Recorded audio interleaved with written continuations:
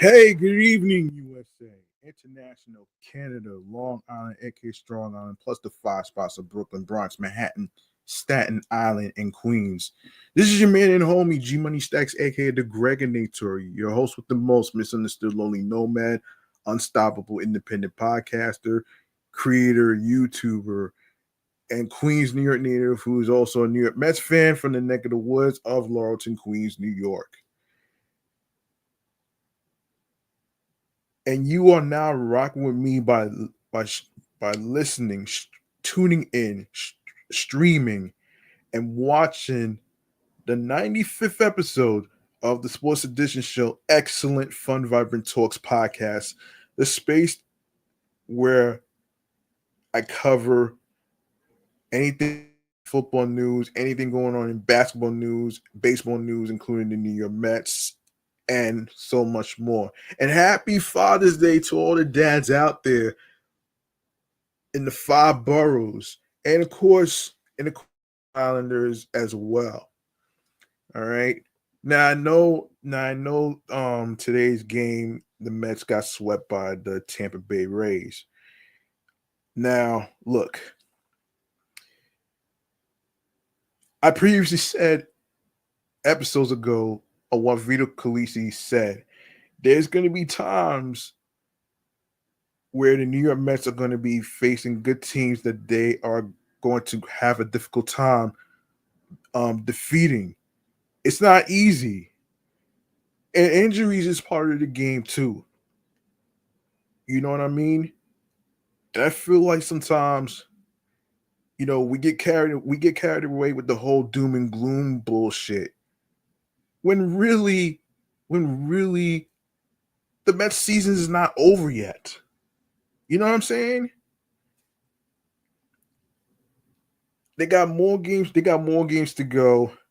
And I believe they go to Atlanta um for 3 games. And then the following I think they go to Philly. So um so yeah. Hopefully they get a day off tomorrow and whatnot, and most likely they will actually find their footing, whether it's offensively, defensively, whatever it may be. And even though I said injuries is part of the game, I just found out the situation. So you know what I mean. Um, I'll probably talk about that as well as the other topics that I was going to actually talk about in this previous game. But I'm going to save those topics because I want to actually get into all the action right here in this podcast recording by reminding you folks to subscribe to the sports YouTube channel page of Excellent Fun Vibrant Talks podcast. If you are new, of course, please feel free to share with your friends. Spread the word. Word of mouth is important. Leave a like and a comment and tell me what you think of the sports topics in each episode. All right. So there you go right there. Um Also, I wanna put out a website right here that before I even go on to the segments, I'll probably put it up before I even sign off at the end of the recording. All right. All right, folks, and all the Met fans out there, this is your opportunity to go vote for your favorite Met players for the All Star break that's coming up. All right. Go to www.mlb.com/all-star/ballot. All right. You can vote like 5 times. All right. I'm going to do my duty to actually vote after I'm done with this podcast live stream. All right. So, you know what I'm saying? And like I said, just because everything is all doom and gloom as far as losses of games and stuff like that does not mean it is the end of the fucking world. Because the reality is you're gonna have tough teams to defeat. You're gonna have some days where you're gonna have good games, ugly games, regardless of the rain. Look, man, it is what it is, man. All right. So go to this website right here, man. I will put it up at the end of the podcast. All right. I got y'all with that one right there. So write it down on a piece of paper, or you can even text message the website to yourself. You can copy and paste, text message that website to yourself, and there you go. Right there. All right. Let's get into this episode right here, right now, with a little thing that I like to call the quick side bleacher bar. All right, we got some stuff to talk about here. Get into it right here, right now. And I'm only recording because I wanted to actually maybe cheer you guys up, man. You know what I mean? So that's what I'm here for.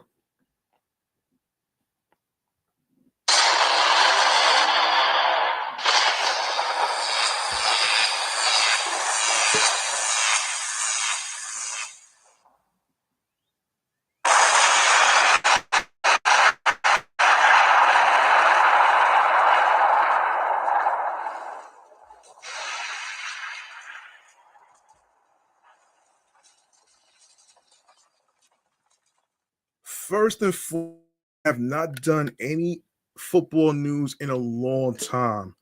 I do want to cover. Some highlights in regards to the NFL Draft 2025. Of course, everybody from Good Morning Football, Overtime, and of course their podcast actually covered the whole thing. So I'm actually gonna do some recapping here, actually, and you know how that goes right there. And this is according to the folks from FoxSports.com. All right.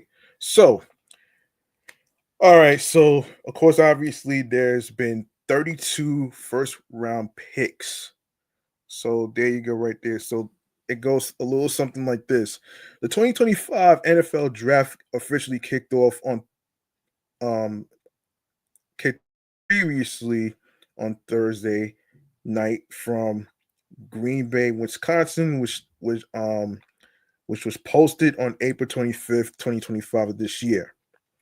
One of the most banned hold on. One of the most most bandied about prospects quarterback. That's Deion Sanders' son. For those of you who may not know who he is.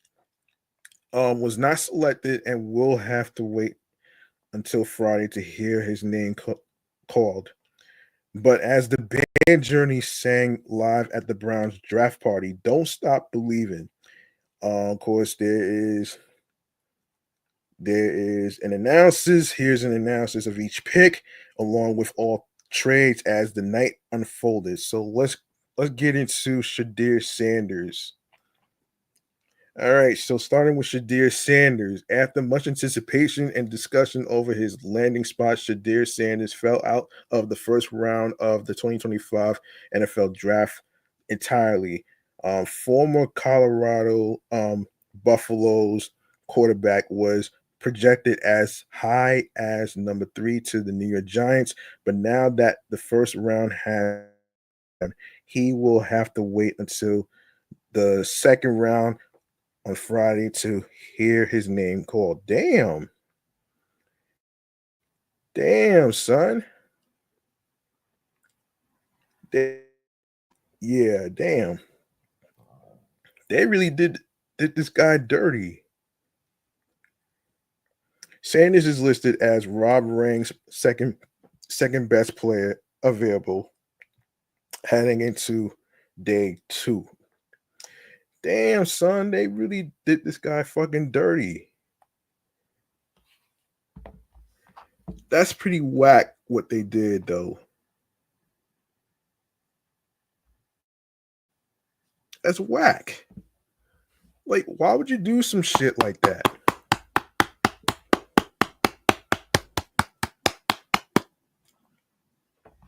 Unbelievable.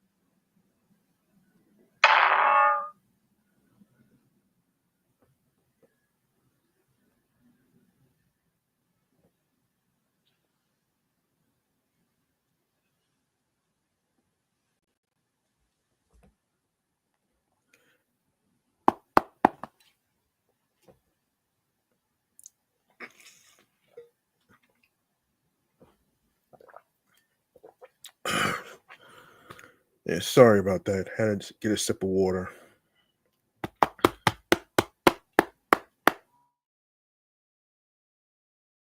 Hold on.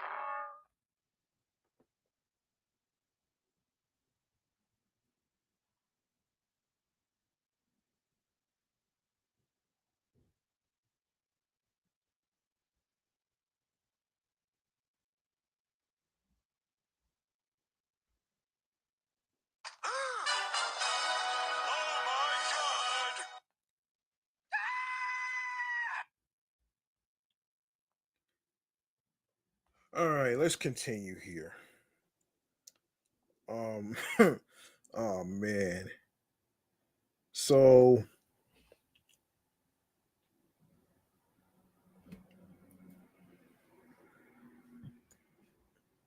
hold on.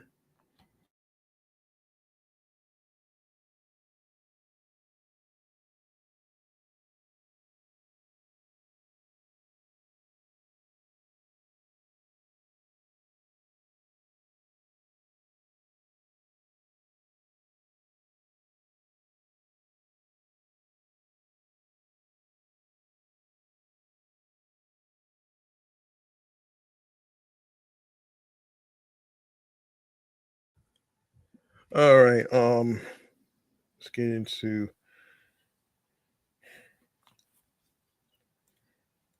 Patrick Mahomes. Meet your new LT Ohio State's Josh Simmons, the number 32 pick. The Kansas City Chiefs of the first round again, though this time it was because they traded down. They still made a pick that will please quarterback Patrick Mahomes, landing Ohio State offensive tackle Josh Simmons. If not for an injury, Simmons likely would have been drafted higher. He has the makings to be a starting left tackle in Kansas City for years to come. Simmons was the fourth Ohio State player selected in the first round. The first time that's happened for the Buckeyes since 2016 when they had five drafted on day one. The national champs led all schools with the most drafted in the first round this year, followed by Texas, Georgia, and Michigan, which had three each. Eagles trade up with Chiefs and, of course, nab Bama's Jihad Campbell at number 31. The Chiefs must not hold too much of a grudge against the Eagles for Super Bowl 59 because they worked that a pick swap with the Eagles now at number 31. They selected Alabama standout linebacker Jihad Campbell, another absurdly talented defensive player for the defending champs. Harry Roseman, he can't, in quote, said he can't keep getting away with it. Campbell's selection made it 9 straight drafts that Alabama has had multiple players taken in the first, taken in the first round.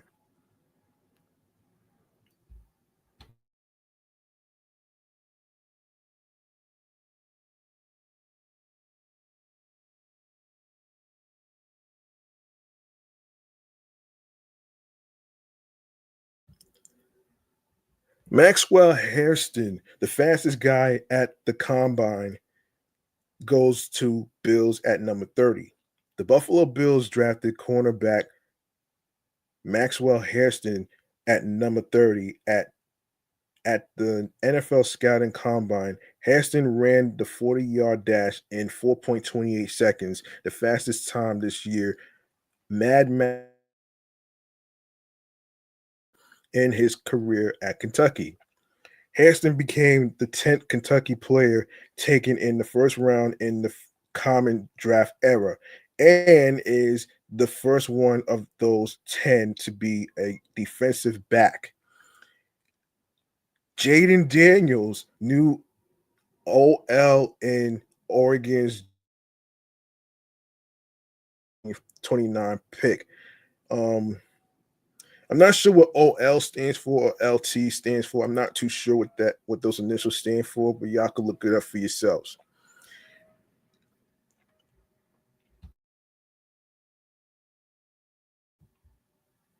The Washington the Washington Commanders stayed at number 29 and tackles in the draft. Josh Connerly Jr., who allowed just 2 sacks in his Oregon career, is now in charge of protecting Jaden Daniels against the dangerous pass rushers in the NFC East.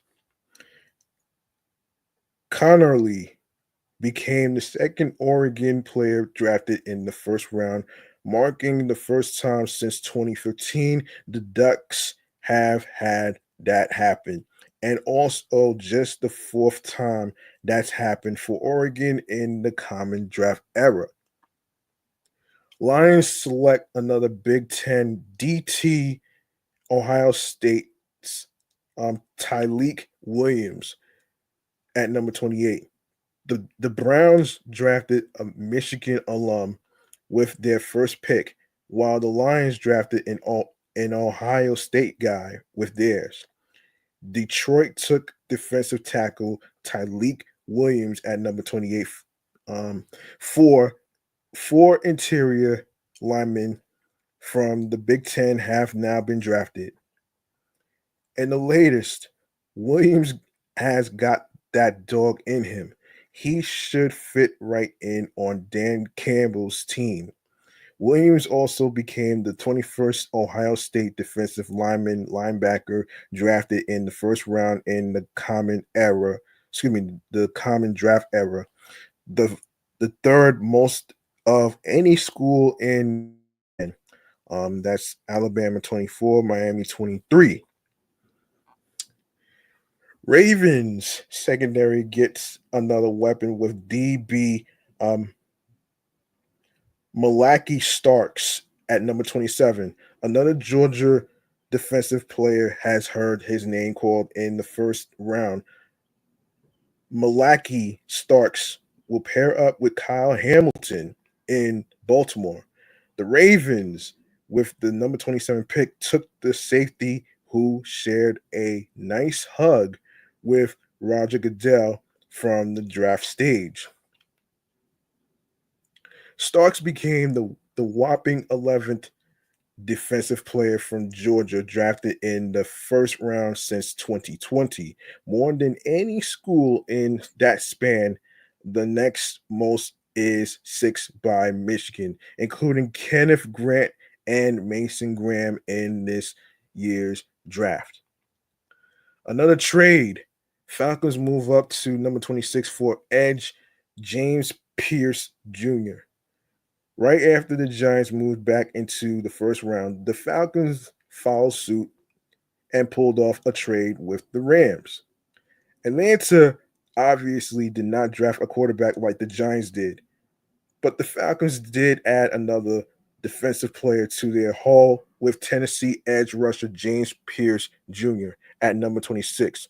Look at the Falcons actually getting pass rushing help. Pierce became the first defensive player from Tennessee to be taken in the first round since Derek Barnett in 2017. 14th overall. Giants trade up to number 25 for a quarterback, and it's Jackson Dart. The Giants made the biggest blockbuster of the night when they traded back into the first round and and selected a quarterback. But it wasn't Shadir Sanders. Instead, the second quarterback drafted this year ended up being Jackson Dart. Giants head coach Brian DeBall reportedly liked Dart's toughness. DeBall later confirmed, however, that Russell Wilson will be the starter in 2025. Whenever Dart does get a chance to start, the Giants hope it'll work out as well as their previous Ole Miss quarterback, Eli Manning.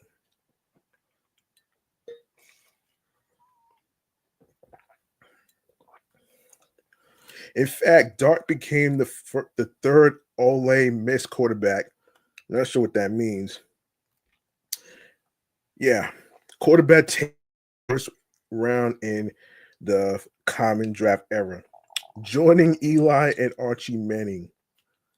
Um, Vikings address OL with Ohio State's Donovan Jackson at number 24.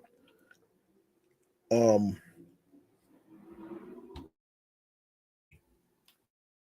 Donovan Jackson played all over the offensive line for Ohio State, and now he'll be in charge of blocking for Michigan man JJ McCarthy at the next level. The Vikings took Jackson with the number 24 pick. Jackson also became the 15th Ohio State offensive lineman drafted in the first round in the common draft era, the second any school in that span. USC 24. The Packers actually do it. They draft a WR Matthew Golden at number 23 in the first round. The Packers fans at the draft went absolutely wild when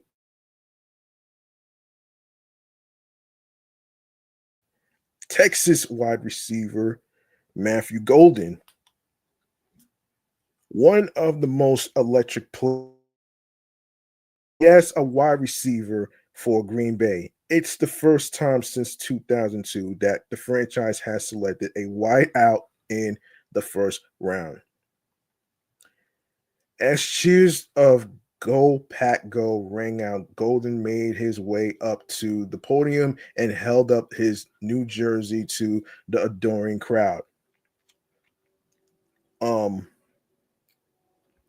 Hold on.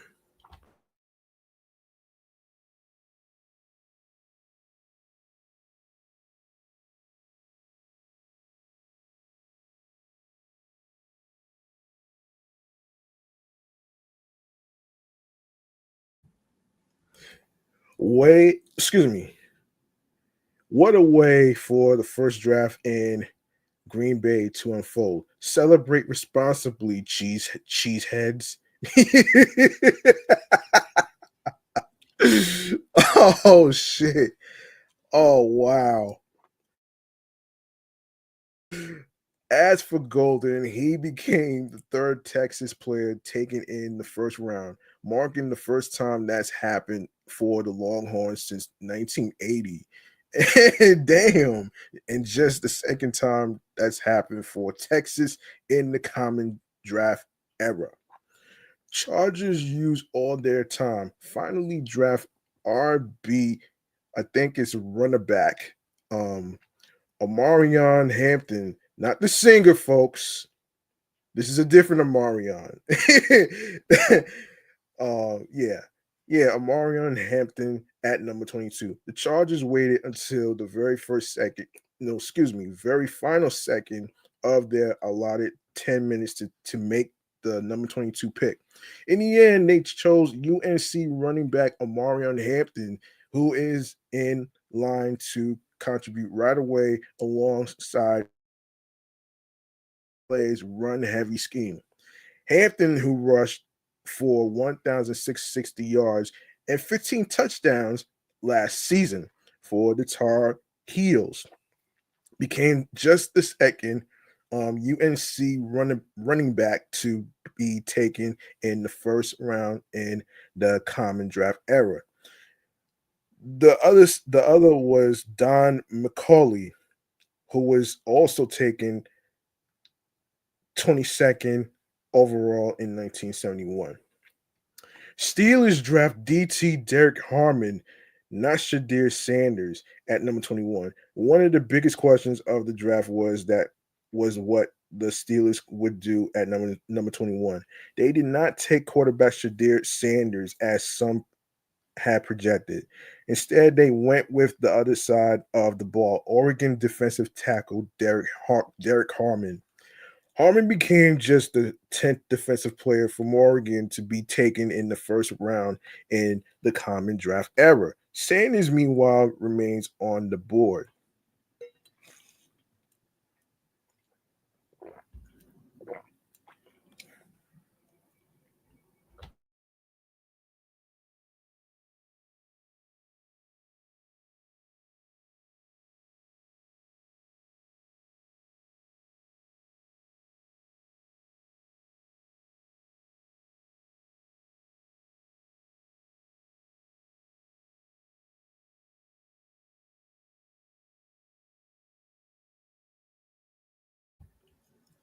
Broncos draft Jade Barron, another top tier CB at number 20.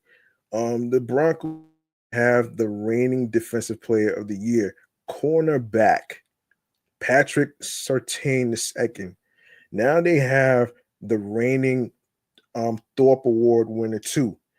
Denver selected Texas CB, I think center back.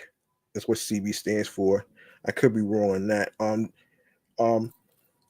Jade Barron at number 20 to help defend against Patrick Mahomes and Justin Herbert in the AFC West.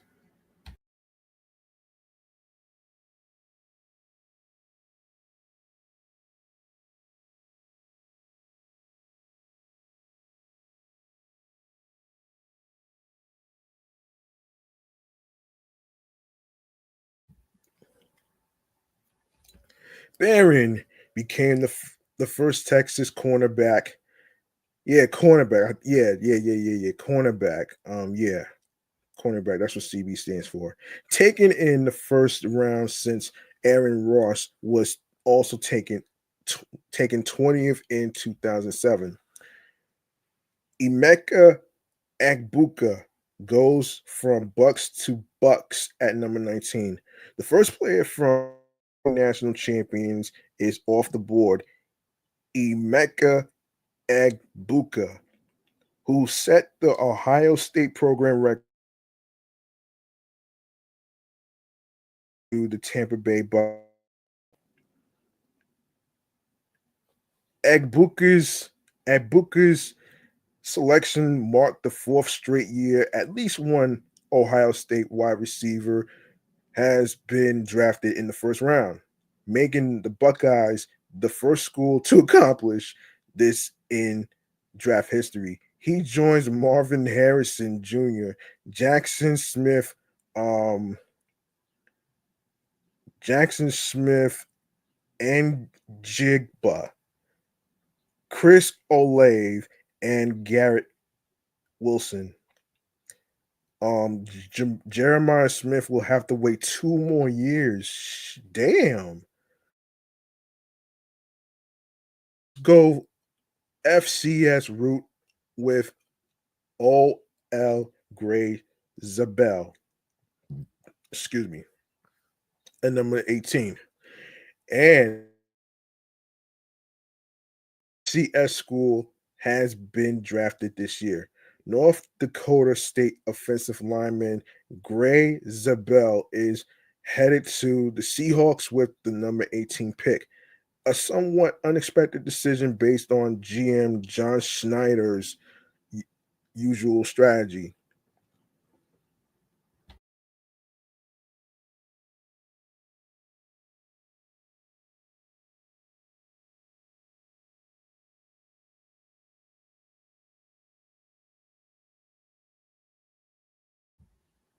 Zabel became the third first round pick out of NDSU in the common draft era, joining Carson Wentz 2016 and Trey Lance 2021. Bengals get much needed defensive reinforcements with Shamar Stewart at number 17. The Bengals have one of the most offensives in the NFL last season and one of the worst defenses. Shamar Stewart could help change their fortunes. Stewart, the number 17 pick, joins Von Miller and Myles Garrett as the most recent Texas A&M edge rushers in the first round of the draft. That's elite company, and Stewart certainly has the athleticism to live up to his predecessors.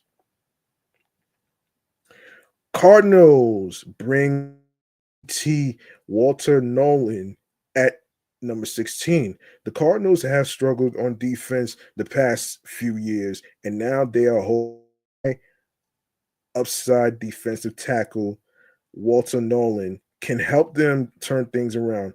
Arizona drafted the Ole Miss alum at number 16. The defense also added Josh Sweat this season and brought back Calais Campbell.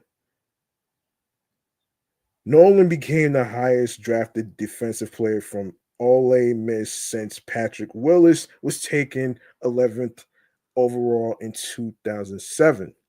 Falcons keep LB Jalen Walker in Georgia with number 15 pick. The Falcons made the most stunning decision of last year when they selected Michael Penix Jr. in their top 10. Um, their 2025 first round pick was surprising in a different way. They are keeping Georgia linebacker Jalen Walker in state and giving their defense a much needed game record in the process. The Falcons defense hasn't had a record, a player 10 plus sacks in a season since Vic Beasley in 2016. Walker is the first player,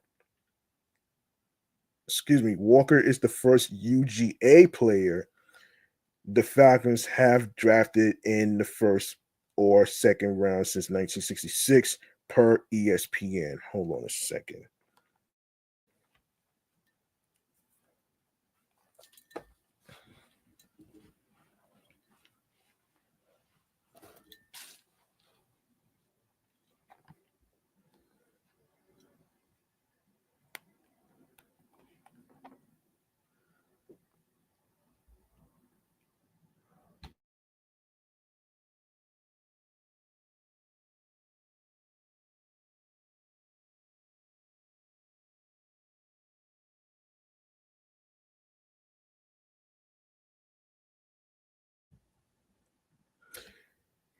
He also became the eighth defensive lineman or linebacker drafted in the first round out of Georgia since 2022, surpassing Miami 2001 to 2004 for the most in a four-season span by any school in the common draft era.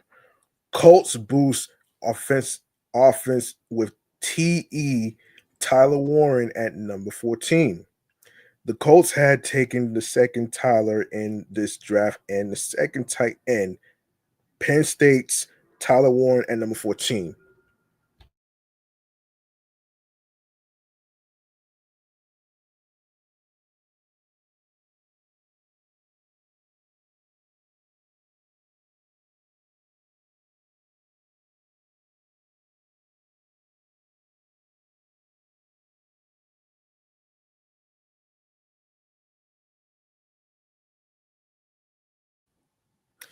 The athletic tight end has the tools to be a great fit for Indy's offense. With the pick, this became just the third time in the common draft era that two TEs were selected in the top 14 picks since 1972 and 1973. Dolphins draft Kenneth Grant, another Michigan DT. Michigan Detroit. Yeah, at number 13. Another Michigan defense has been selected in the top 15. The Dolphins used their number 13 pick on talented disruptor who should make life tough for opposing quarterbacks in the NFL. Grant is now the highest drafted defensive tackle by the Dolphins since they took Christian Wilkins in 2019, who also went 13th overall. Cowboys draft another Tyler. Um, this time, Bama OG Tyler Booker at number 12.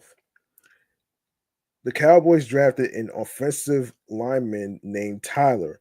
You didn't time travel. It's 2025. This year, they selected Alabama guard Tyler Booker at number 12. It was a bit of an unexpected decision because he hadn't been tied to Dallas much in the pre-draft process.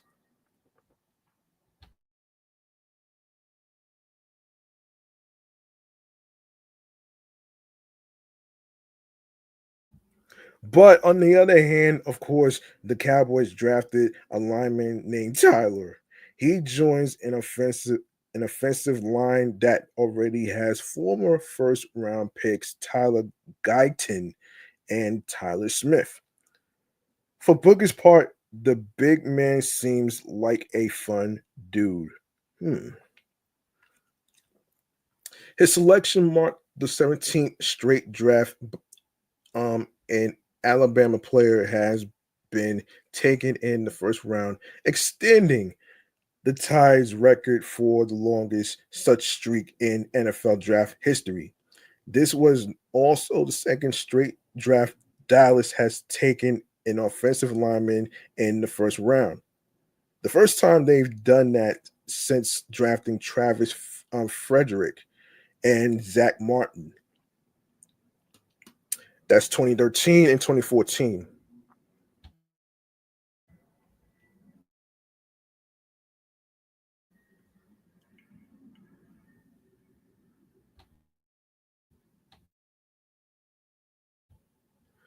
Yeah, 49ers defense adds edge rusher with Michael Williams at number 11.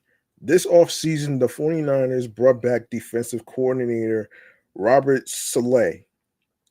Now, Saleh has a new edge rusher to pair with Nick Bosa as San Francisco drafted Georgia's Michael Williams at number 11.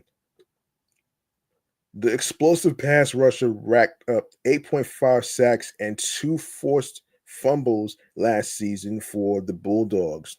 Williams became the eighth defensive linebacker from Georgia to be taken in the top 11 picks in the common draft era, tied with Penn State for the third most of any school in that span. Alabama 12, USC 11. Colston Loveland. Oh, wow. Number 10 pick is Caleb Williams, new tight end. The Bears made Michigan's Colston Loveland. Oh, shit. Right. Tight end drafted this year with the number 10 pick, a decision that the Packers fans in Green Bay loudly booed. Oh, wow. Fox Sports Jordan Schultz reported that Loveland oh my gosh. Won over a lot of front offices during the lead up to the draft. Loveland is strong, speedy, and has great catchability. Caleb Williams, enjoy your new playmaker. Um, oh shit. Um, Loveland is now now. Oh shit. Oh man, is now the second Michigan tight end drafted in the first round in the common draft era, joining Paul Seymour, number seven pick in 1973.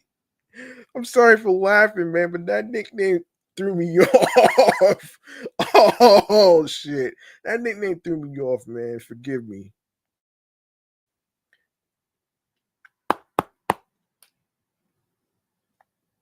Oh my gosh.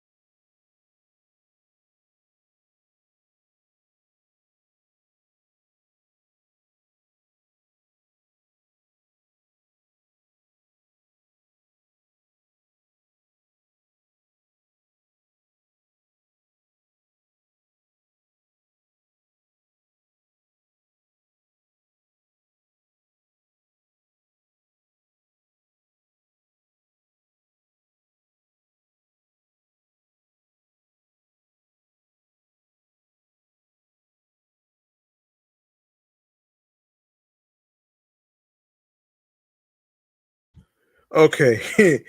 um Kelvin Banks Jr., not a quarterback at number 9. The Saints have question marks under center due to Derek Carr's shoulder injury, but rather than draft another quarterback such as Shador Sanders at number 9, they decided to bolster. New Orleans took Texas OT Kelvin Banks Jr. to protect whoever its quarterback may be in 2025 and beyond.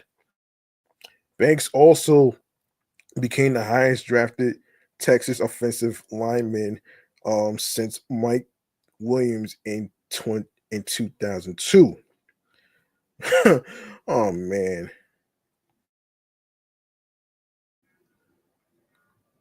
man, listen. Okay, hold on.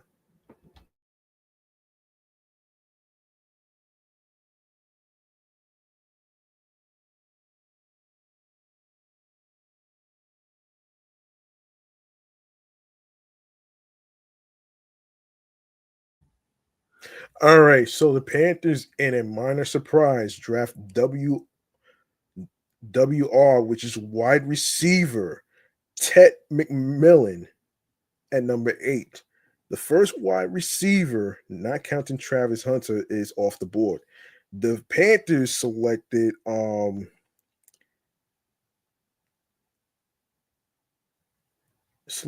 T Tay Rora McMillan at number 8 in a bit of a surprise. But the uber productive receiver with great hands should be a big time weapon for quarterback Bryce Young.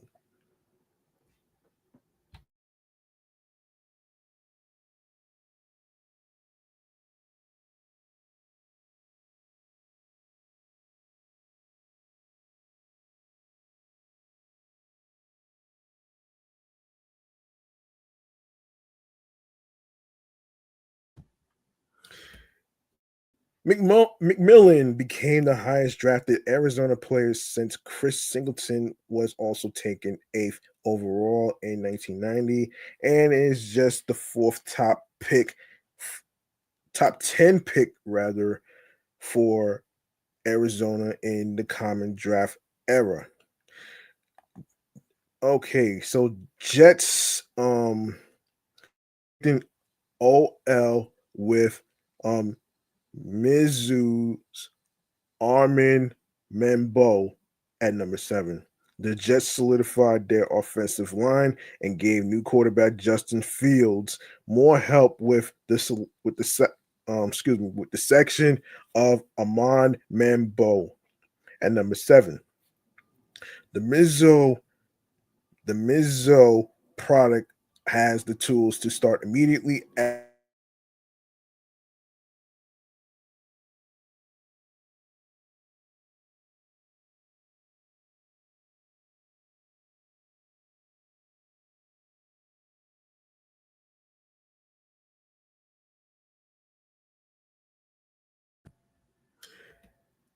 Membo became the highest drafted Missouri player since Alden Smith also went 7th overall in 2011 and is just the fifth top 10 pick for Missouri in the common draft era. Um, all right. Um, Raiders draft running back and Crocs fan Ashton Jeanty at number 6. Ashton Jeanty is officially the highest drafted running back since Saquon Barkley. The Raiders selected the prolific rusher out of Boise State with the number 6 pick. Now he needs a new pair of silver and black Crocs. Oh man, Jeanty rushed for 2,601 yards last season with Boise State and finished as the Heisman Trophy runner up. Browns go defense with Michigan Detroit Matt Mason Graham at number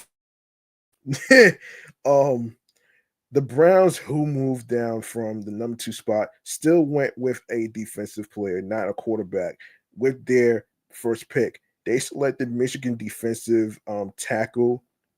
um, defensive tackle. Oh, that's what DT stands for. I thought this shit stands for Detroit. My apologies, folks. Um, yeah, yeah, defensive tackle Mason Graham at number 5. Graham became the highest Wolverine drafted since Aiden Hutchinson went number 2 overall to the Lions in 2022. The Browns now hope Graham works out just as well in Cleveland. Patriots draft OT Will Campbell at number 4. Congrats, Drake May. The Patriots have given second year quarterback Drake May more protection, and he needs it. They used the number 4 pick on LSU standout OT Will Campbell. Campbell, who was overcome with emotion, had a message for May and the rest of the Patriots that should go over very well in New England. End quote. I'm going to fight and die to protect them with everything I've got. Campbell became just the second LSU offensive lineman drafted in the first round in the common draft era.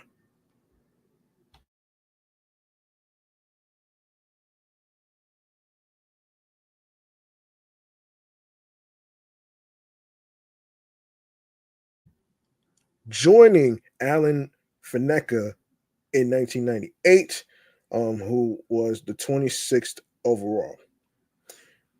Abdul Carter, who grew up a Philly fan, goes to Giants at number 3. Abdul Carter um, will have to leave his Philly fandom behind.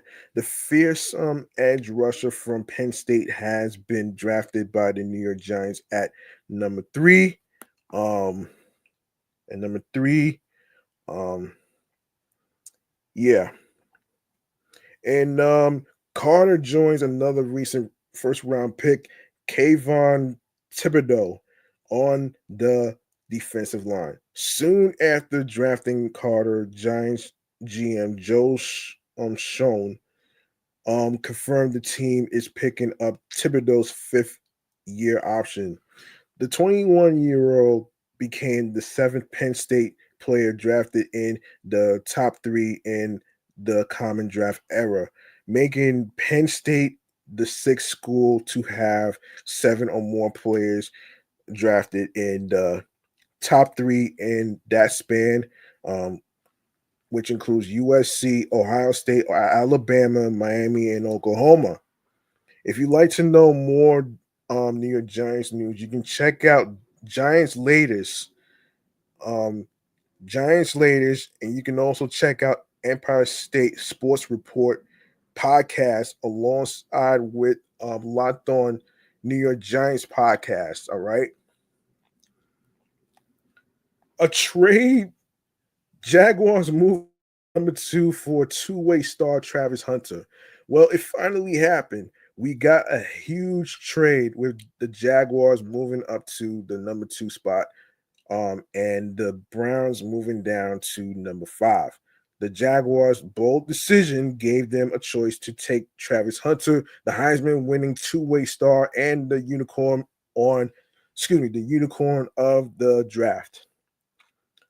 Hunter will look to become the first NFL player since his head coach Deion Sanders to start on both offense and defense in the same game times in his career. He also tied Bo Matthews 1974 as the highest drafted Colorado player in the common draft era. And of course, no surprise here. Titans draft Cam Ward at number 1. secret of the draft has officially been announced. The Titans selected Miami quarterback Cam Ward with the first overall pick. Ward, who was a zero-star recruit coming out of high school, set the Division One record for passing touchdowns. Now he's the number one overall pick. The first time the Titans franchise has taken a quarterback at the top of the draft. Um, why number one pick Cam Ward and the Titans are a perfect match. Ward also became the third Miami player drafted first overall in the common draft era, making Miami the sixth school to have three or more first overall picks in that span. Of course, USC, Oklahoma, Ohio State, Stanford, and Auburn.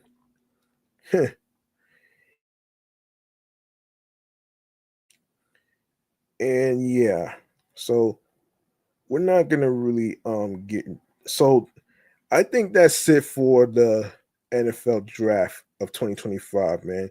Despite the fact that Shador Sanders is at not at the hold on. He's not at the NFL draft, but he's enjoying himself, man.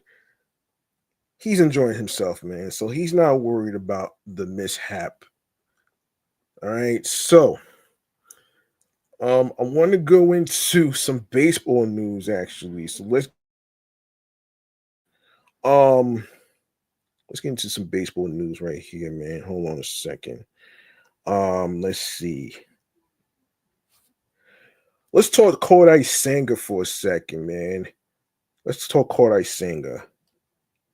Um, yeah, we're gonna talk Kodai Senga actually. He did make his return. He did make his return previously. He did make his return previously, but unfortunately, Senga was diagnosed with a grade 1 hamstring strain, according to Andrew Tredenik of the Bergen Report. Um, and the analysis goes like this: Senga, who was placed on the injured list earlier Friday, will use the next 2 weeks to rest before being reevaluated at which point the Mets may begin to map out the next steps of his recovery. This is not something you really want to hear about some bad news, man. This is some crazy shit, man. And what is that like? Maybe 2 weeks. So Law one, um, Law one hamstring serious because as I was watching the game recently, he he he was able to walk on his power by himself without any help. He wasn't limping or anything, as everybody witnessed. So, what are they gonna do without Kodai Senga? Remains to be seen and to be determined. He probably gonna be back after the All Star break, so we'll see what happens. But for now, I think the New York Mets are screwed. They're fucking screwed.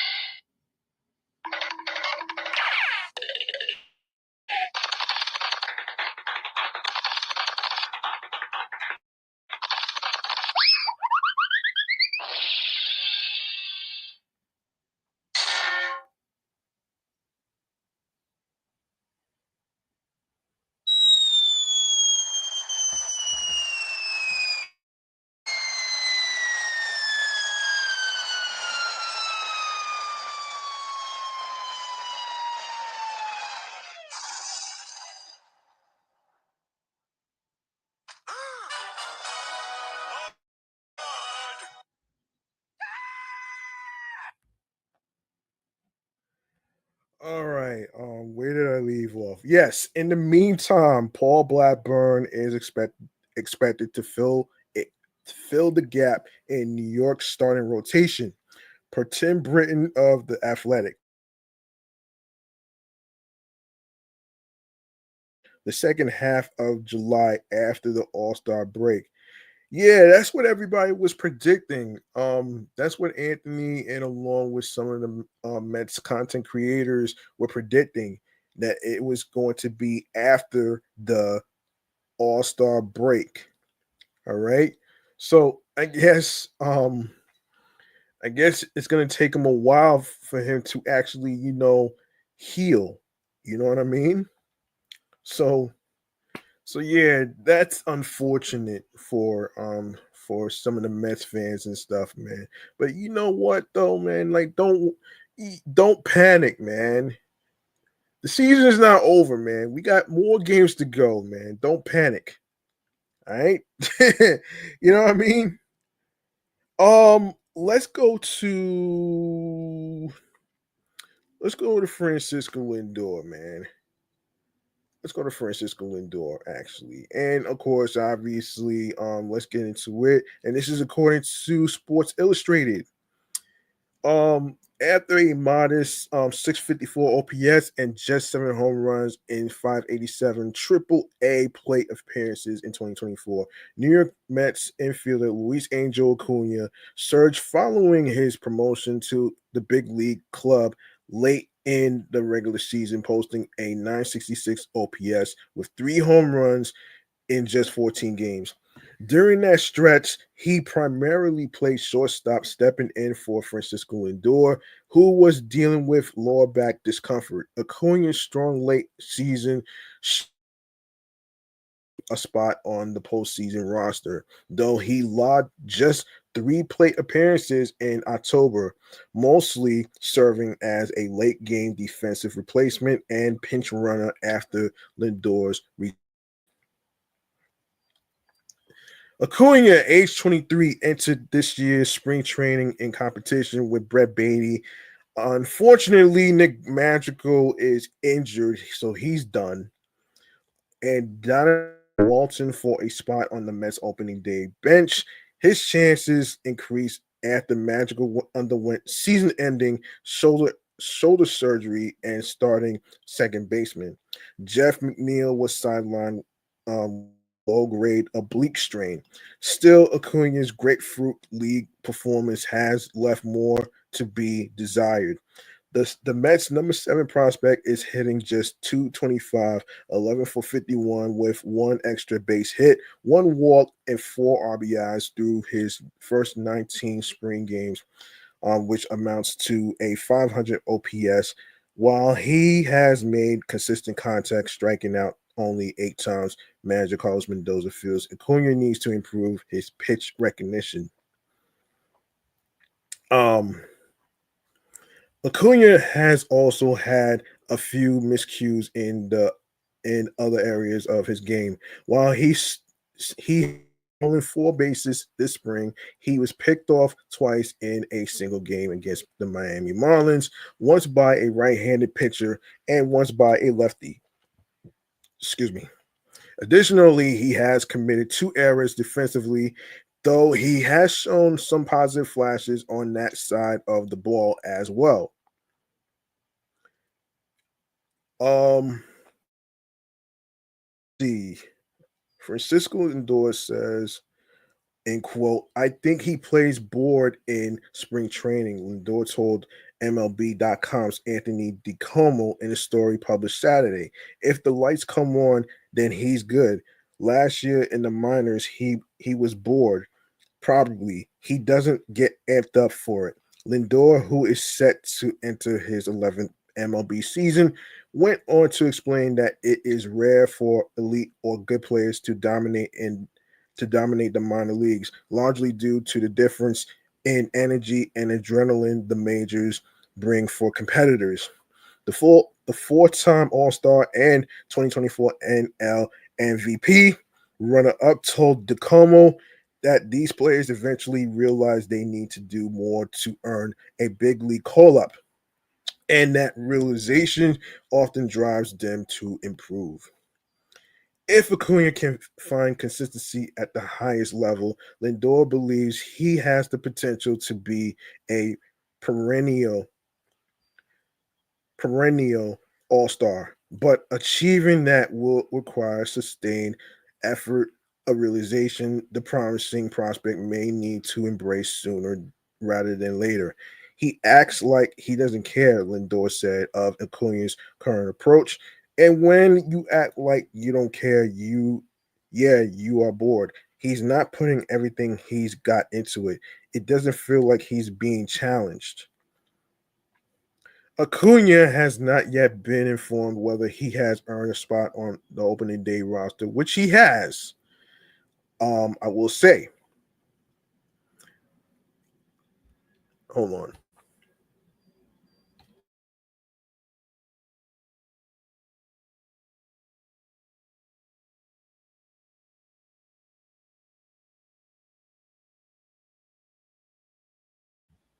I will say that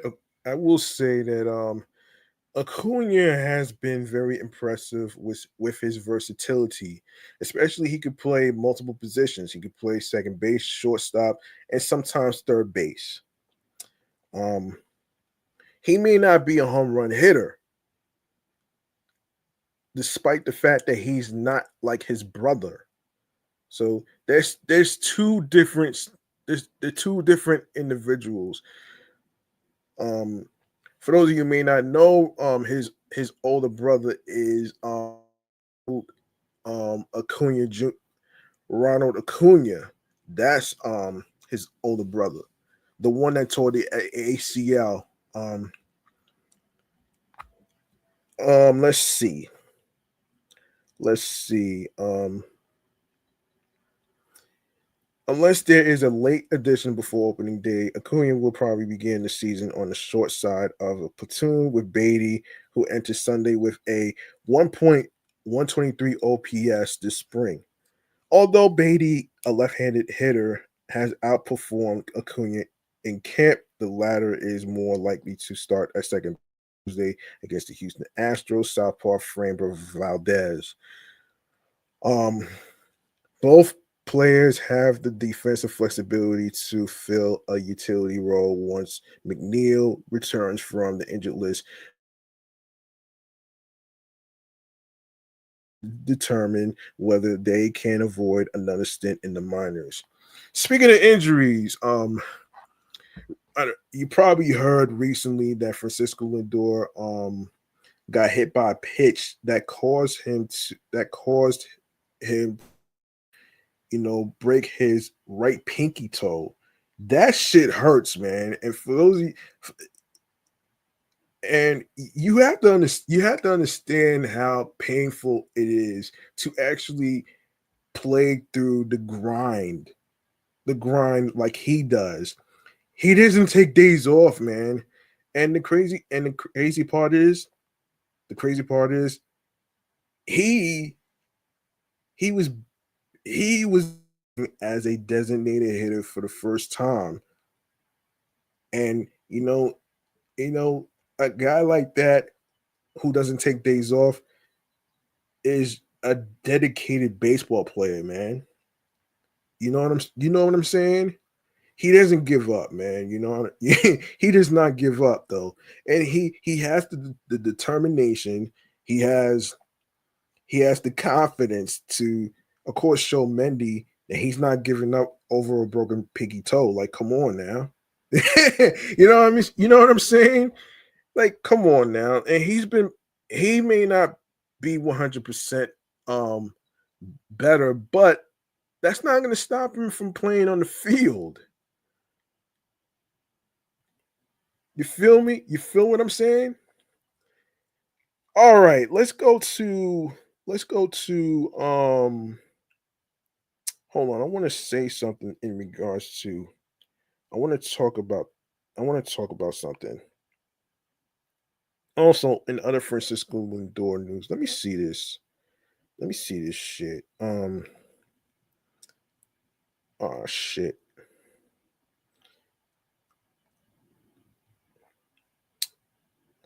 Yeah, look. This is like previous. Yeah, so Francisco Lindor knew it as soon as he hit it.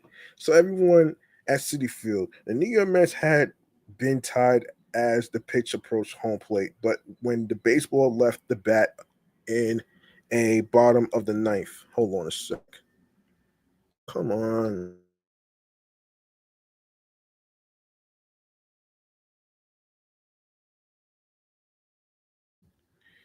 Yeah, this thing wasn't tied anymore. Lindor just dropped his bat and watched as the tiny white orb soared into the lit up night. The drive soared all the way into the right field upper deck, marking Lindor's first walk-off home run with the and sparking a brilliant celebration. Mm. The Cardinals had led for the early portion of the night, opening up a two-zip lead at the four. In the fifth, hang on a second. In the fifth, though, Tyrone Taylor tripled in a run and Juan Soto singled in another. Nolan Arenado put the Cards right back up ahead with an RBI hit in the top six before Marfientos drilled a solo home run in the bottom six.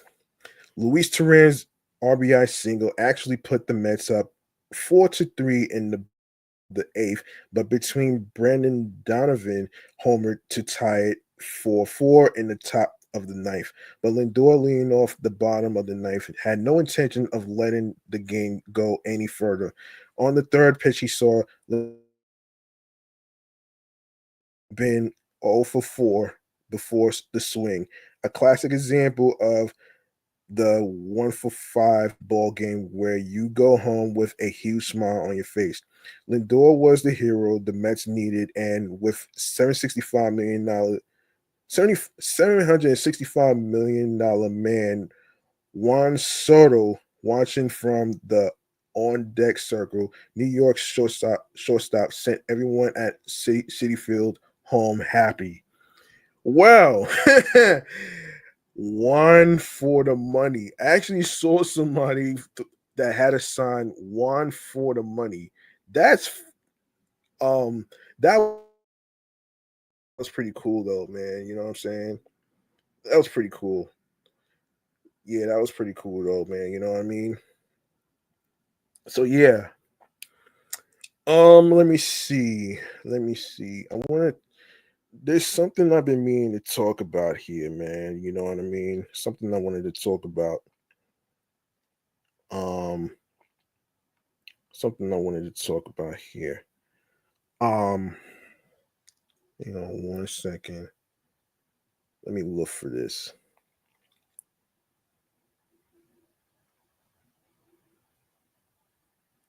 Damn. Hang on 1 second here. That's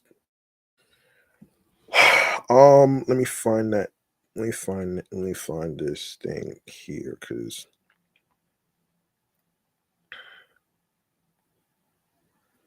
I actually saw it somewhere. Um, there was a topic that I wanted to talk about in regards. Yeah, here it is.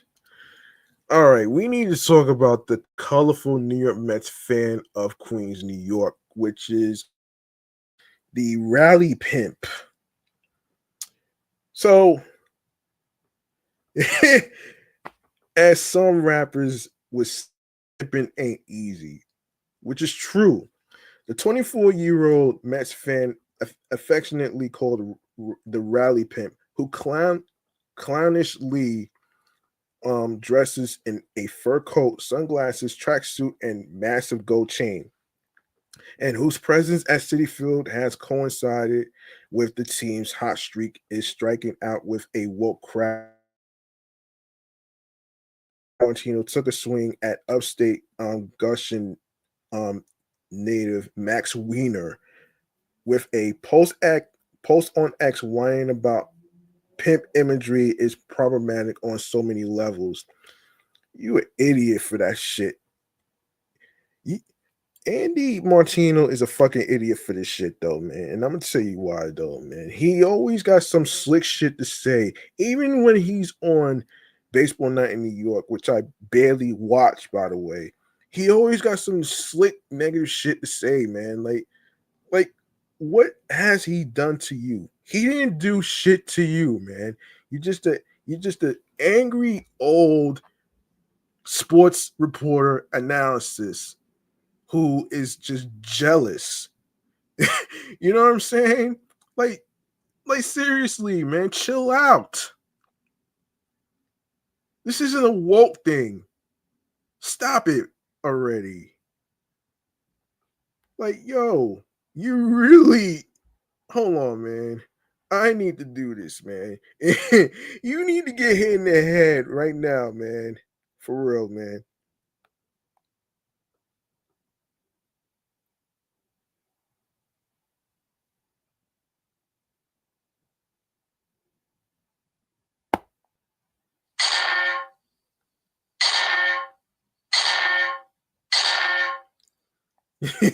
I had to do it though, man. I had to do it, man. This is really getting everybody this is getting everybody riled up and getting on people's nerves, man. That shit is ridiculous. Like why would you say some shit like that? Anyway, anyway, hold on. I don't the area I never even heard of this area, Goshen, New York. I never heard of that area until I saw this just now actually.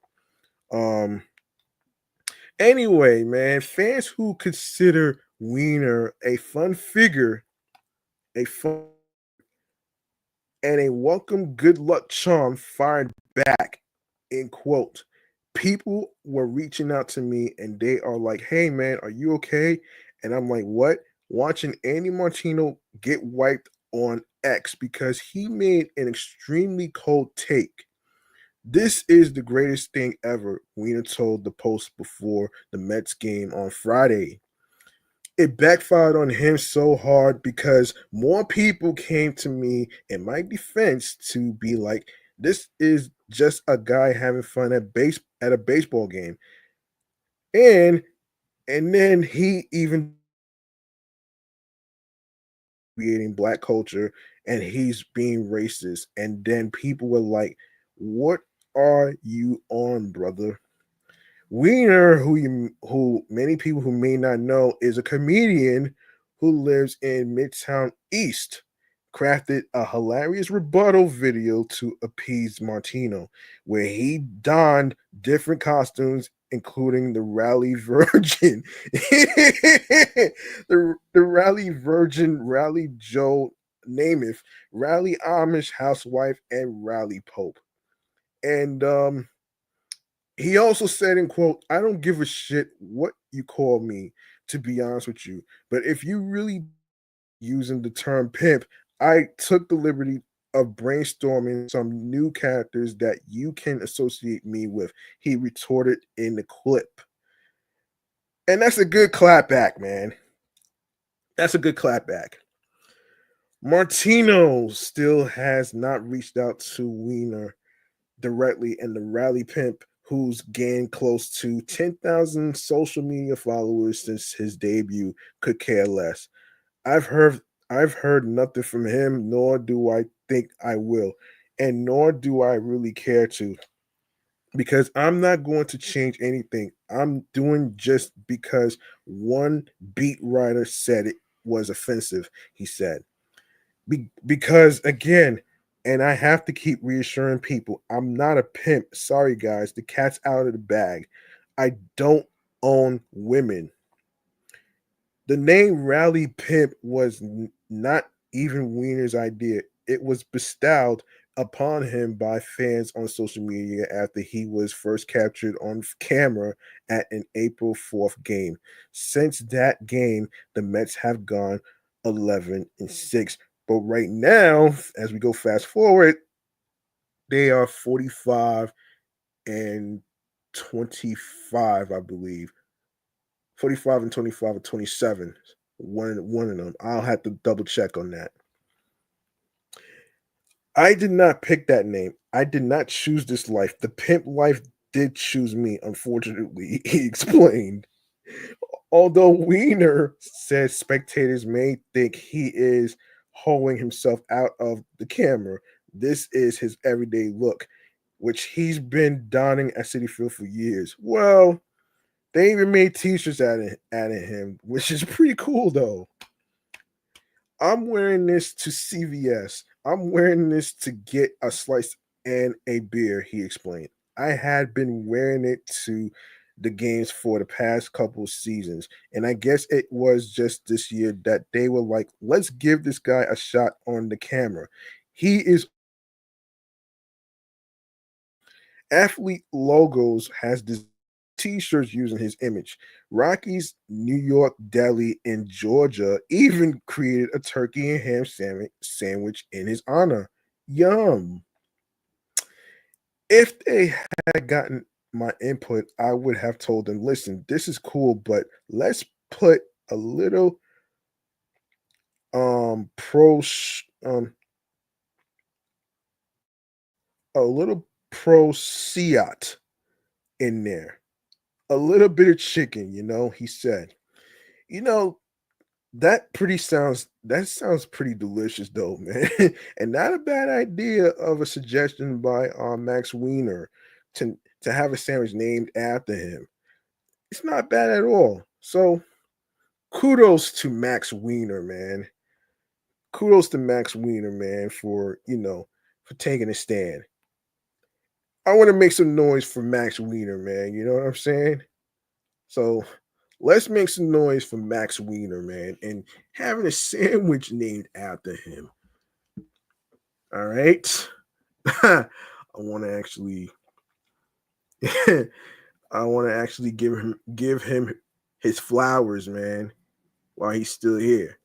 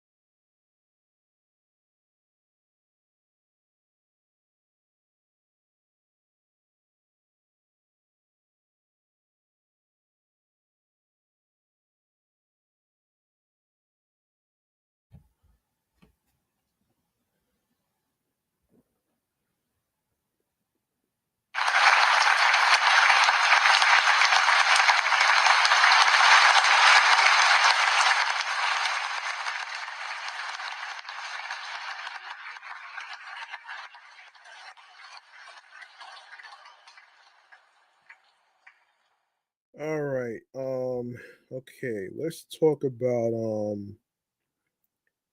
right, let's talk about the big weakness the Mets have for the World Series hopes. Let's talk about that. Let's talk about that. Hold on.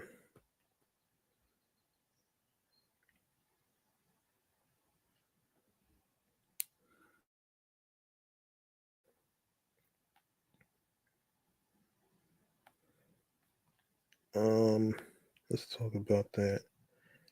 Let me find it.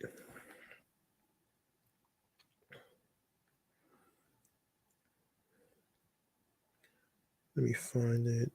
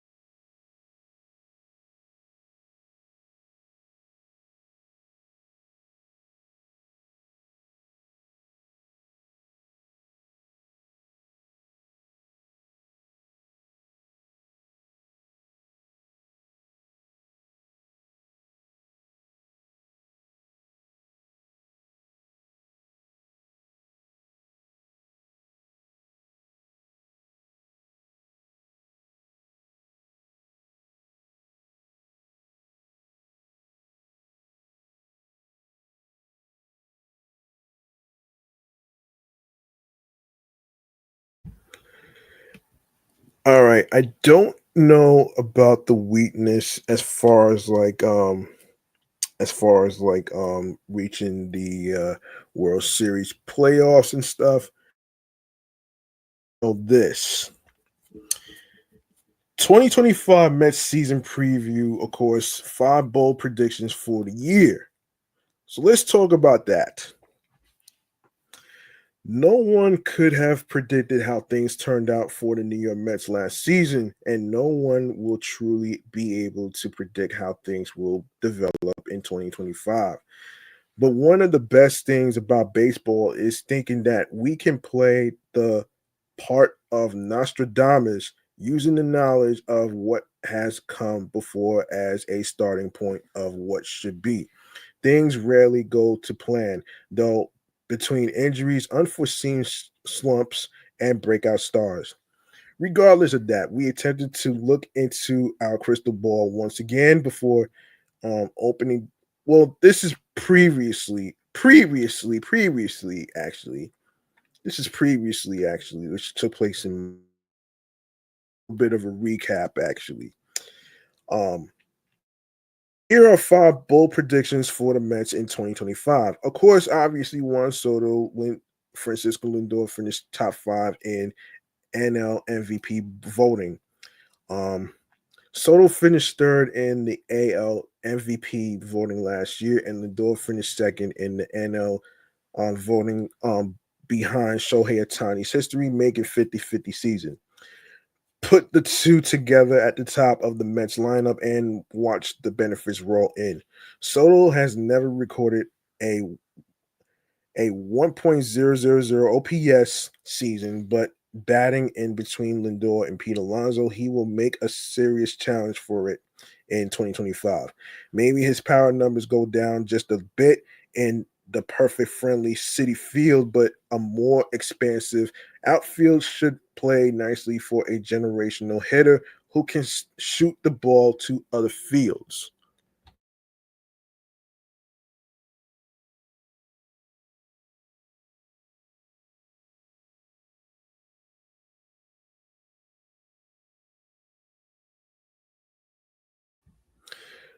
Lindor will get the benefit of having Soto hitting behind him, meaning pitchers will have no choice but to go after him.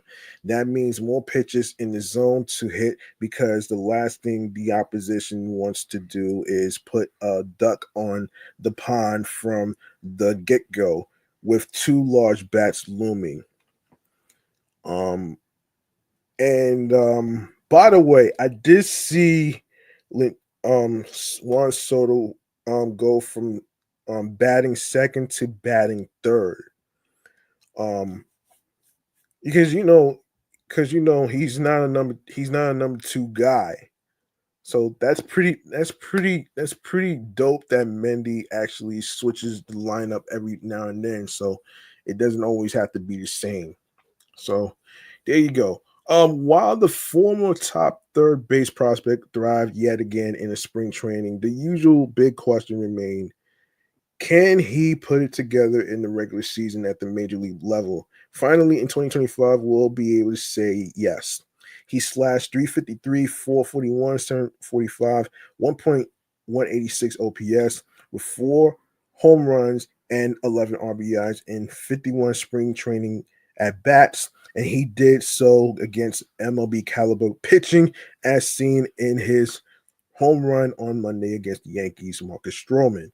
Goaded by manager Carlos Mendoza, veiled threat back in February that this could be his last chance to make it stick in Queens. Beatty figures it all out and performs so well that Jeff McNeil returns from injury, only to find that his starting job at second base has been taken by the 25-year-old.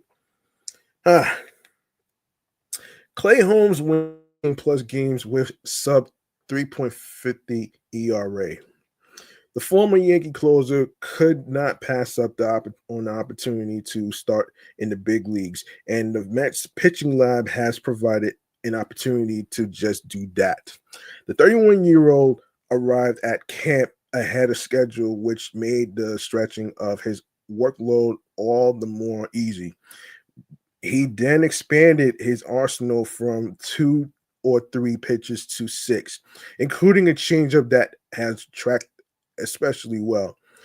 We have seen relievers make the jump to a permanent starting role and thrive. Another ex Yankee, Michael King, did just that last year with the San Diego Padres. To a lesser extent, Seth Lugo was given a permanent starting role with the Kansas City Royals after being used swing man. Then, as just a reliever throughout his 7-year career with the Mets, he finished second in the AL Cy Young Award voting in 2024. This is not to suggest that Holmes will be in the Cy Young conversation this season, but he will be a dependable arm in the middle of the rotation. David Peterson becomes the starting rotation's X factor. The veteran left-hander is a bit of an afterthought when the Mets rotation is first brought up, given the storyline surrounding everyone else.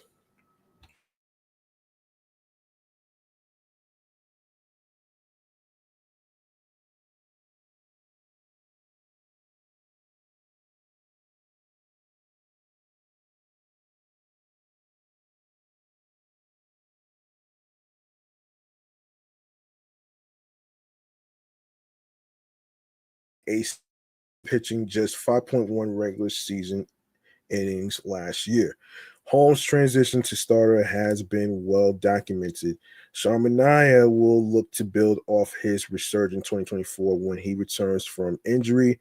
Um, by the way, speaking of Sharmania, he is doing a rehab session in Brooklyn. So it'll be a while.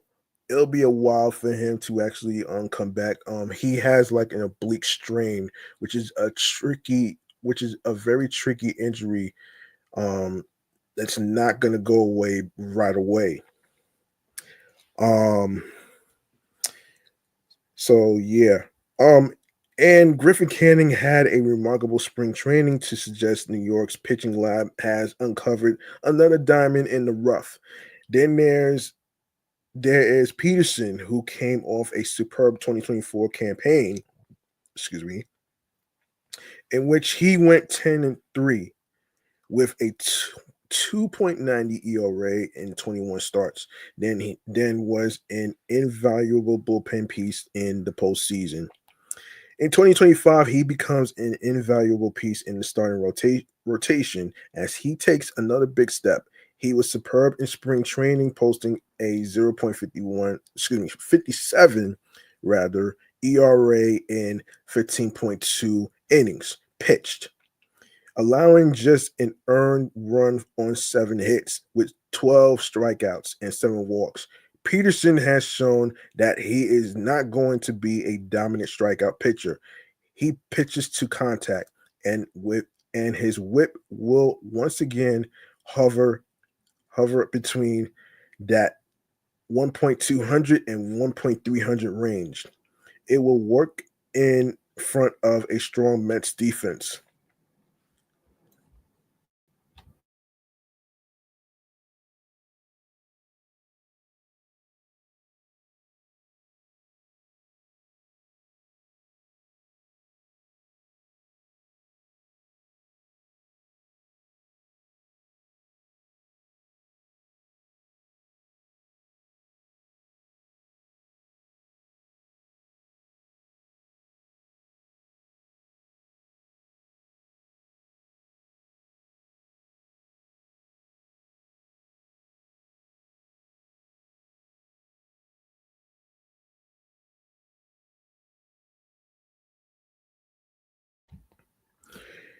His 50.8% ground ball rate ranked in MLB's 85th percentile last season. And if he can start getting weaker contact, his numbers are going to improve even more.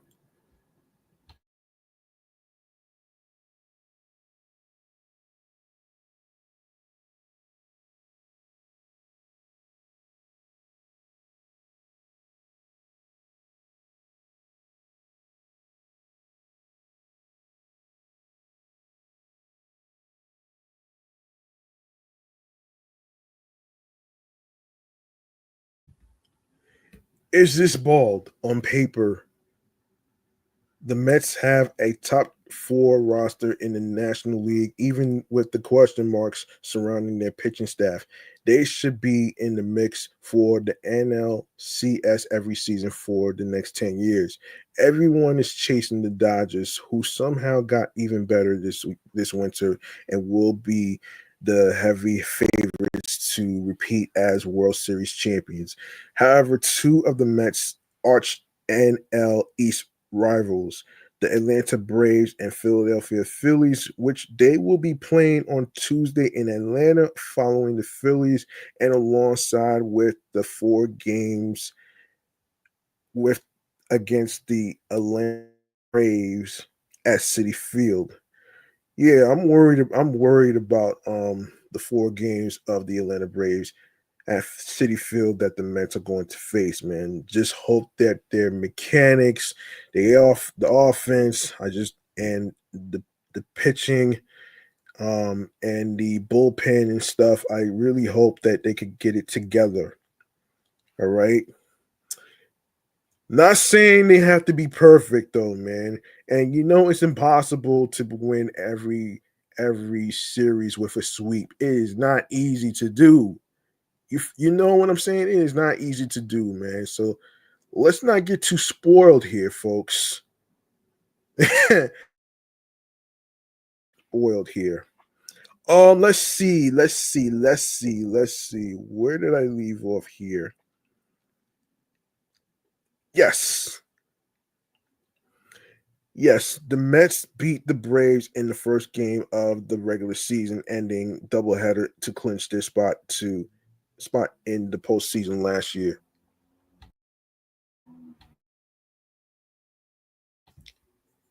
And then they beat the Phillies in 4 games in the NLDS. This version of the Mets is deeper and more talented than last year's club.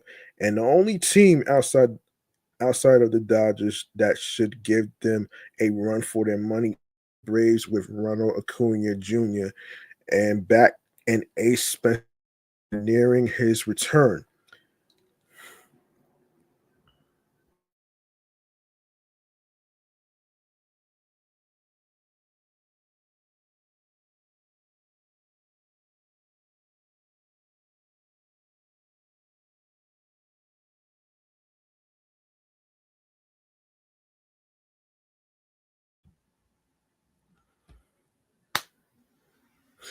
I'm picking the Braves to win the division, given their edge in pitching with the Mets getting the top wild card spot.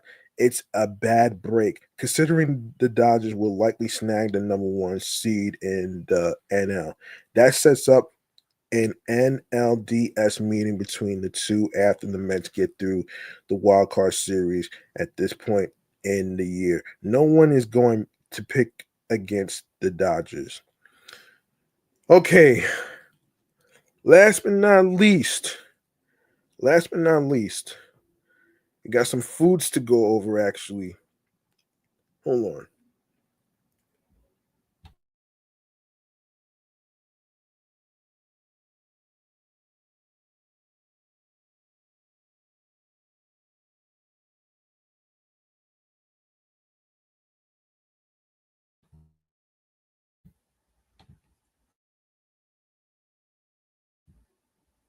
Okay, last but not least, every every Mets baseball game that all the Mets fans goes to, there is a variety of foods that you could choose from, right?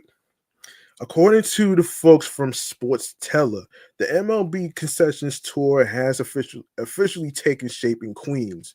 Now, the New York Mets have some exciting stadium food offerings baseball fans in 2025. Juan Soto is not the only addition for the team this year because the food provider Aramark will begin to serve over 25 new menu selections set up for fan in attendance.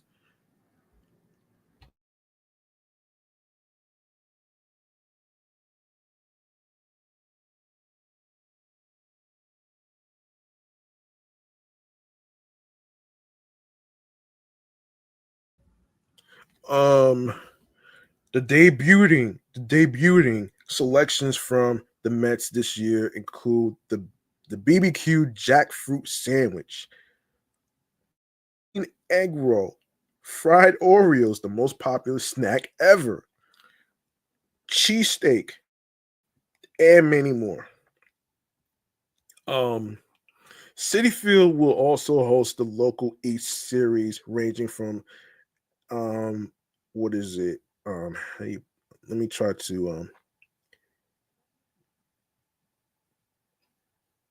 Arepalicious arepas to Thai eatery, banh mi sandwiches. Returning fan favorites to the Queens ballpark include Pat LaFrida Steaks, Big Peach BBQ, Fuku Chicken, and more to choose from.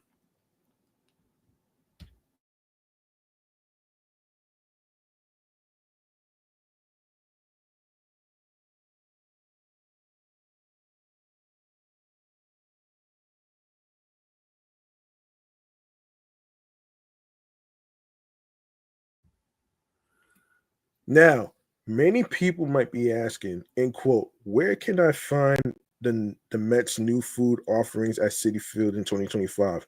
For complete details and locations for this year's New York Mets food concessions roster, please refer to the information below.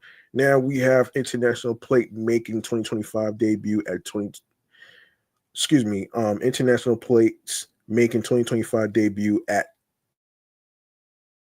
Fiesta Burger. Hold on.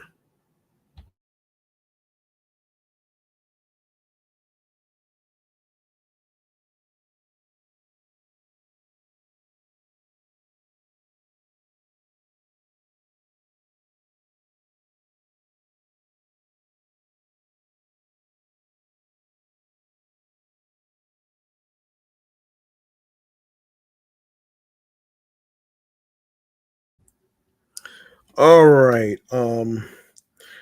For April and May, home games only customers can get their hands on a handheld that features a 6 ounce on a 6 ounces taco spice pat la frita beef patty topped with tortilla chips, spicy guacamole, Mexican cheese, roasted salsa, and chipotle crema on a Teleria bun. And of course, the location is Adam Richman's Burger Hall of Fame, Clover Home Plate Club Market. Poutine egg roll. This elevated Canadian staple will consist of deep fried wa- wonton wrapper stuffed with cheese curds, fries, and gravy. And of course, cities to Citifield via walk and roll. Sections 131. Spring pizza, a unique take on an Italian classic, showcases a baked dough layered with fra diavolo sauce, mozzarella cheese, pepperoni, and pecorino romano. Prince Street Pizza, sections 102, right field 412 home plate, and Clover home plate club market. Korean fried chicken with kimchi fried rice. The newest offering from celebrity chef Judy Ju will focus on golden brown crispy chicken breast placed on top of kimchi and veggie blended fried rice. Seal bird via Metro Market, left field Excelsior level. Beef and lamb gyro. Fans can sample the flavors of Athens at Mets games this season, courtesy of seasoned beef and lamb meat that complements lettuce, tomato, and tzatziki sauce inside a pizza bread. Now, I didn't pronounce the T word, the T letter. I think the T is silent. I think the T is silent actually. So this is Tzatziki. All right. Tzatziki sauce. Okay. So there you go. The plate comes with a side of French fries. Yes, French fries. That's pretty good. Gyro Jimmy's Greek Grill, Centerfield Concourse Section 139. Halal Rice Bowl, the latest member of the team's food lineup, will highlight marinated lamb and chicken aromatic basmati rice. The dish is served with a side of a small salad. Naz is halal food via Hudson Whiskey New York Club. Home plate curry chicken patty. This tropical spin on stadium fare has the components of a cocoa bread filled with chicken curry infused flaky patty, jerk BBQ, green sauce, and ginger cabbage slaw. Chef Kwame's Patty Palace, Clover Home Plate Club Market, and Hudson Whiskey New York Club Promenade level behind home plate. Original Prince Pizza, another buy the slice offering from the new vendor resembles a baked dough accompanied by the stars of grated mozzarella and marinara sauce. Prince Street Pizza, sections 102, right field, 412 home plate, and Clover home plate club market. All right, tasty sandwiches and proteins at Mets games in 2025. Double header sandwich. Two meats under one bread will include a La Frita beef patty and all beef hot dog with mayonnaise relish. Ew. I'm not a fan of relish on a hot dog or anything like that. And American cheese on a round rustic roll. The located at New York Panini via Metro Market, left field and level. Smoked turkey sando. One of the longtime vendors at Citifield plans today that works well with Alabama white sauce and tangy vinegar slaw on a potato bun.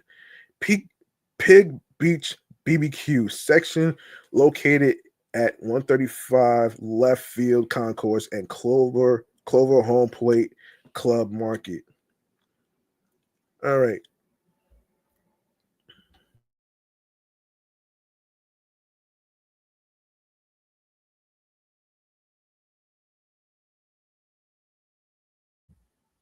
We have the ultimate grilled cheese. A comfort food, a comfort food favorite presents a pinwheel flatbread stuffed with um pimento spread, American cheese, and provolone, a tomato dipping fondue. Located from the stretch via Hudson Whiskey um, NY Club, which is New York. Home plate promenade, customized tomahawk chops. Not sure what that is. This unique experience will be a La Frida primed aged tomahawk with um chi me. They sell crusted salt and steak sauce. One moment, please.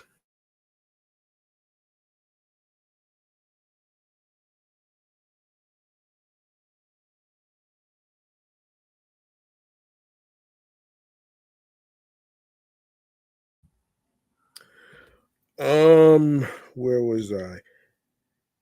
Yes, Pat LaFrida's Chop House, of course, is located at the Clover Home Plate Club Market. City Fielder cheesesteak, the go-to Philadelphia meal, is now available at Mets games this year, thanks to the ribeye steak that collaborates with cheese spread and sauteed onions on a hoagie roll. Chitty's Cheesesteaks is located at the section of 132 left field concourse. We have the grilled cheese, excuse me, not the grilled cheese, but grilled chicken sandwich. Hold on.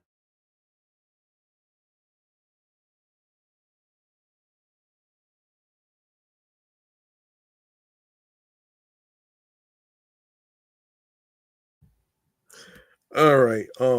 For those who prefer a gluten-friendly option, can rely on marinated chicken breast, avocado dressing, provolone cheese, and cabbage on a plant-based bun. Okay, gluten-friendly via World's Fair is located by right field concessions and sections 105. We got the pub burger.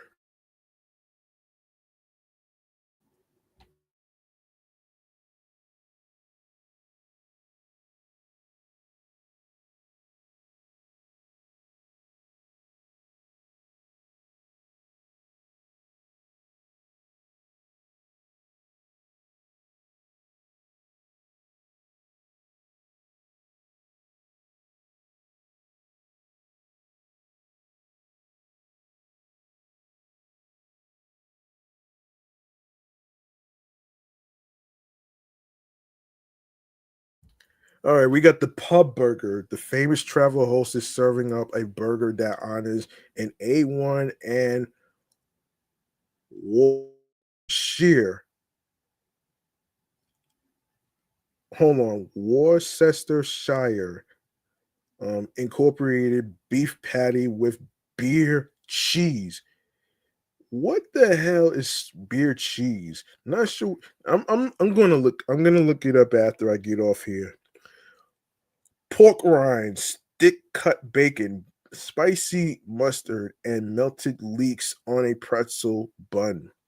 Adam Richman's Burger Hall of Fame is located at the Clover Home Plate Club Market. Steak frites.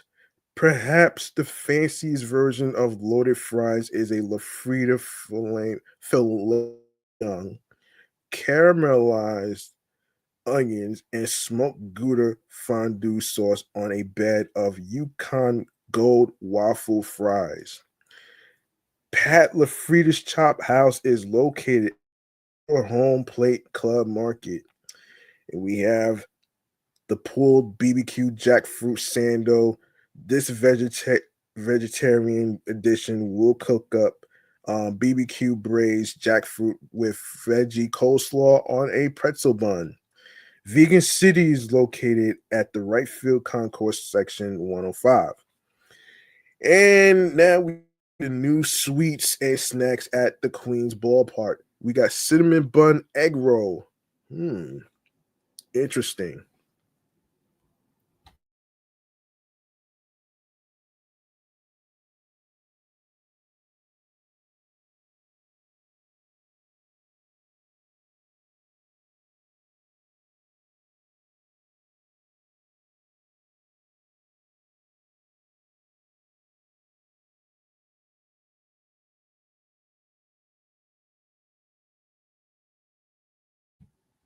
Yes, the cinnamon bun egg roll, the most talked about dessert in Queens, will be served in a crispy wonton wrapper filled with cinnamon bun pieces and cinnamon sauce.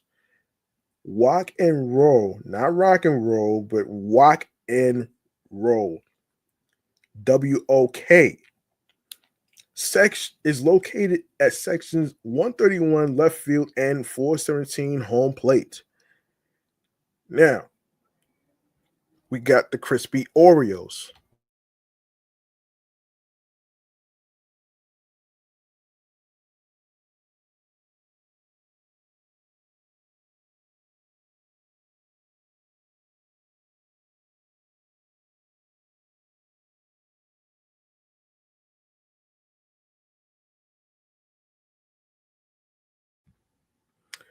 All right, we have the crispy Oreos, the official nostalgia of the state fair, which includes funnel cake batter fried to perfection and covering chocolate sandwich cookies and drizzled with milk chocolate sauce and powdered sugar. Metropolitan Fry Factory, um, taste of the city is of course located at Centerfield Plaza. Allergy friendly cookies for those with a sweet tooth but have food allergies can try the two new baked dough flavors: oat and nut raisin gluten free and white chocolate macadamia nut vegan.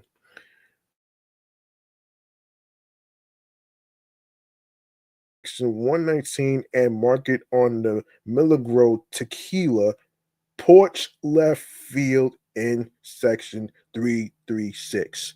336. Amazon Bone and Wings. Oh shit. I didn't know Amazon was getting into food action here, but these tasty bites will give fans a couple deep fried chicken wings and a choice of three sauces. You got sweet chili, BBQ, or mild buffalo. Swinging Swinging Wings is located at Right Field Concessions, section 103. Pickle spice fries. Damn. Damn. Oh man. I don't know why you would actually mix pickles with fries though, man, but that's like a strange one. But anyway, a simple but different side item has hand cut French fries sprinkled with pickle spice seasonings. Oh, okay. I get it now. I get it now. The Metropolitan Fry Factory Taste of the City is located at Citifield Plaza. Now we got the local eats with the Mets in 2025. Um, a repalicious, a repalicious, a repalicious be setting up shop at City Field for a limited time.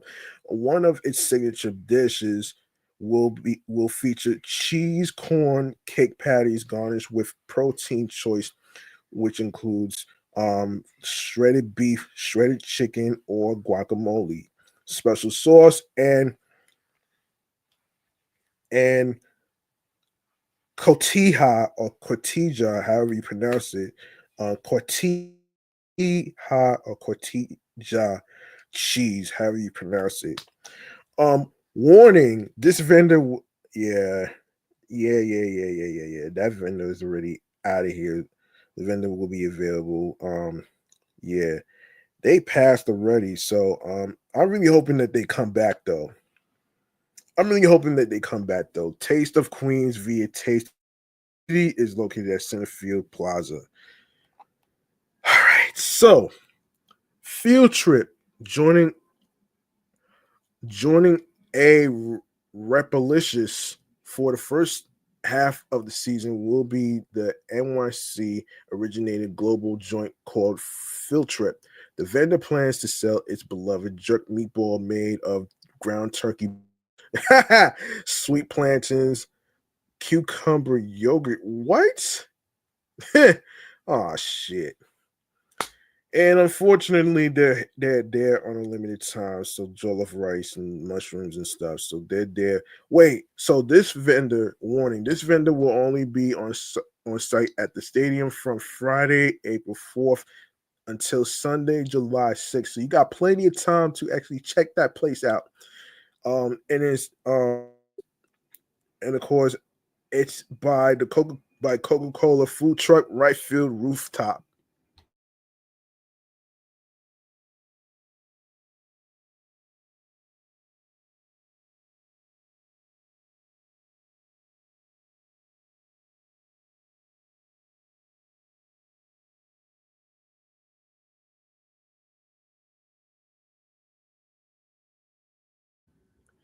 All right, the Thai Thai known for developing the Vietnamese banh mi sandwich. It's a handheld dish that highlights roasted Vietnamese sausage and ham, along with pickled carrots, cucumber, cilantro, and Dakin radish on a white baguette. Of course, warning: this vendor will be available from Friday, July 18th until Sunday, September 21st. So you got plenty of time, which is happening next month. Next month. All right. We're only in June, so you got plenty of time to actually check that out. July 18th, Sunday until July 18th, which is Friday, until Sunday, September 21st. Okay. Of course, Taste of Queens via Taste of the City, located at the Centerfield Plaza. Last but not least,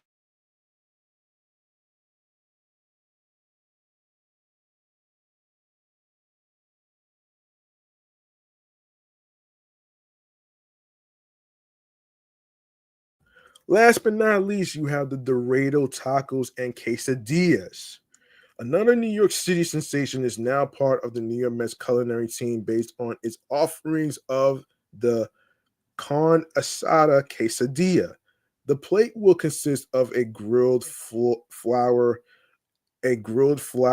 tortilla filled with marinated steak, three cheese blend, and a selection of either salsa or sour cream. Warning: this vendor will only be on site at the stadium from Friday, July 18th until Sunday, September 21st.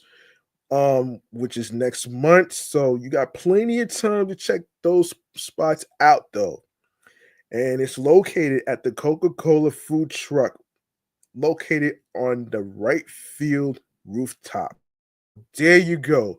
These are the list of the foods that's happening at City Field. And if you like to actually check it out, you can go to sportsteller.com/list of New York Mets new foods. All right. And this was posted on May 13th of this year. Sportsteller.com. All right.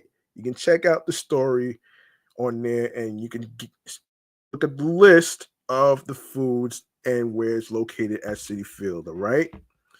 For all you food lovers and foodies out there, man, this was for you. This is for you. All right. Okay. I think I'm gonna wrap up right here. Man, I'm gonna wrap up right here in this bowl right here. So I'm gonna actually let me just set this up right here. Let me set this up real quick. Let me set this up real quick. Hold on.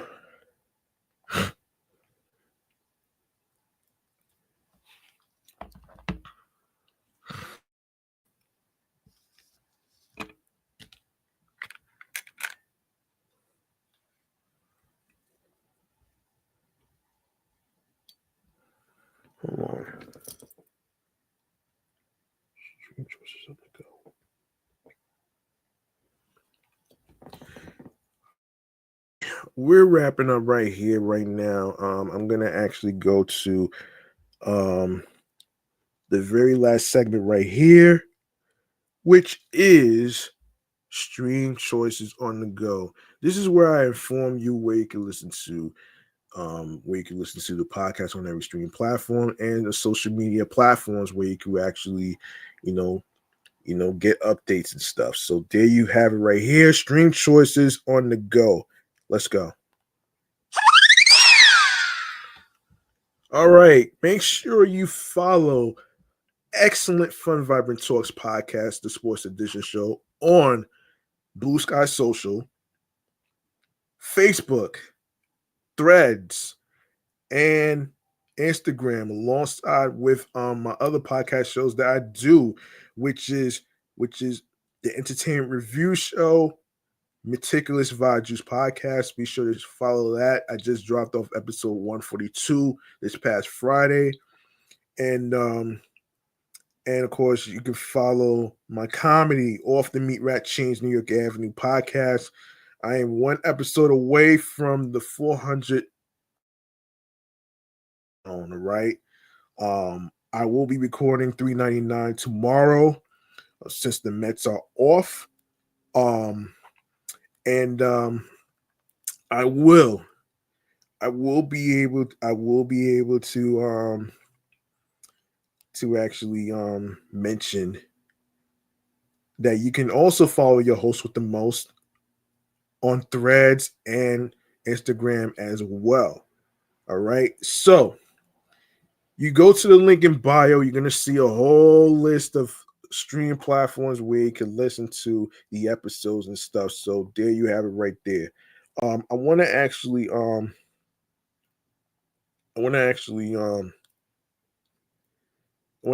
mention a couple of things as I go along. You can download these apps onto your iPhones, Android phones, iPads, Android tablets, alongside with laptops, which includes Apple, Mac laptops, and Dell laptop models. All right.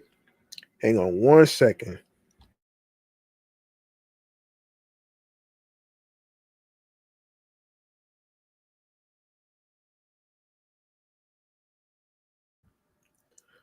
All right, starting with Odyssey. Hang on. Yeah, Odyssey, Audible, Amazon Music. You can also check out Apple Podcasts as well.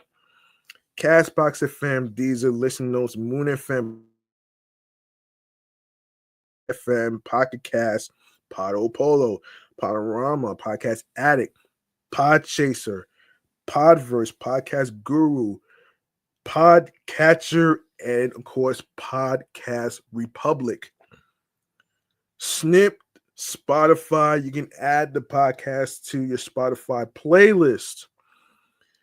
And of course, you can check out the episodes on Spotify Spotify for creators, TuneIn Radio, Fountain, Good Pods, iHeartRadio, the number one app where you can listen to your favorite music artists, which includes your R&B singers, rappers, hip hop artists, and other music artists as well. Radio stations, and you can, and of course, listening to podcast episodes for free. You don't need a credit card or debit card to download iHeartRadio. All you need to do is just follow the Sports Edition show, Excellent Fun Vibrant Talks podcast on iHeartRadio and other streaming platforms that I just mentioned. And of course, you can actually rate on Apple Podcasts with a 5-star rating. You can also do that as well. And of course, make sure you follow the sports YouTube channel, Excellent Fun Vibrant Talks podcast on the sports YouTube channel page. And of course, leave a like and a comment on the topics. How do you feel about the topics in today's episode, including sports topics, including the list of food spots at Citifield, and all that great stuff right there. And of course, don't forget to tell your friends by spreading the word. Word of mouth is important. You can add the podcast to your Spotify playlist, and so you can listen. People who have Spotify to follow Excellent Fun Vibrant Talks podcast. It's also on Spotify. Be sure to actually enable alerts, which is the notification bell, so you will know and be notified on any new live things as far as like video podcast episode live stream recordings. And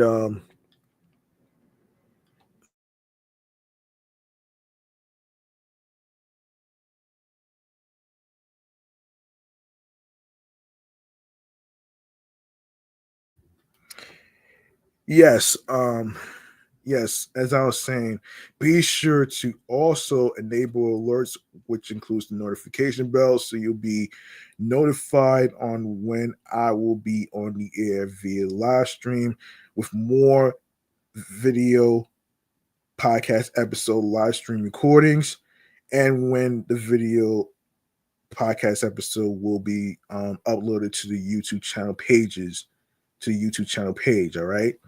And also new episodes will be dropping on Wednesdays, Thursdays, and Saturdays. All right. All right. So if you miss any episodes, please feel free to catch up. I did drop off episode 94 already. All right. So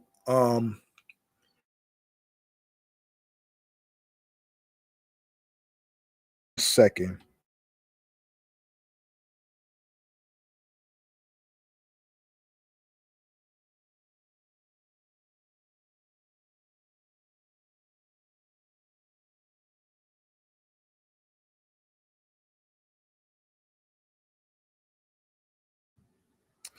All right. That's going to do it for me, man. I'm your man, Gmoney Stackz, aka the Gregonator. And I would like to say thank you to every single one of you for being patient with me while I was trying to be on my picks of topics to talk about in this sports podcast platform. Remember, the grind doesn't stop. Hard work pays off. If you want something, you have to work hard and earn it. It's not going to be given to you on a fucking silver platter. Of course, be sure to also find your niche, be on your P's and Q's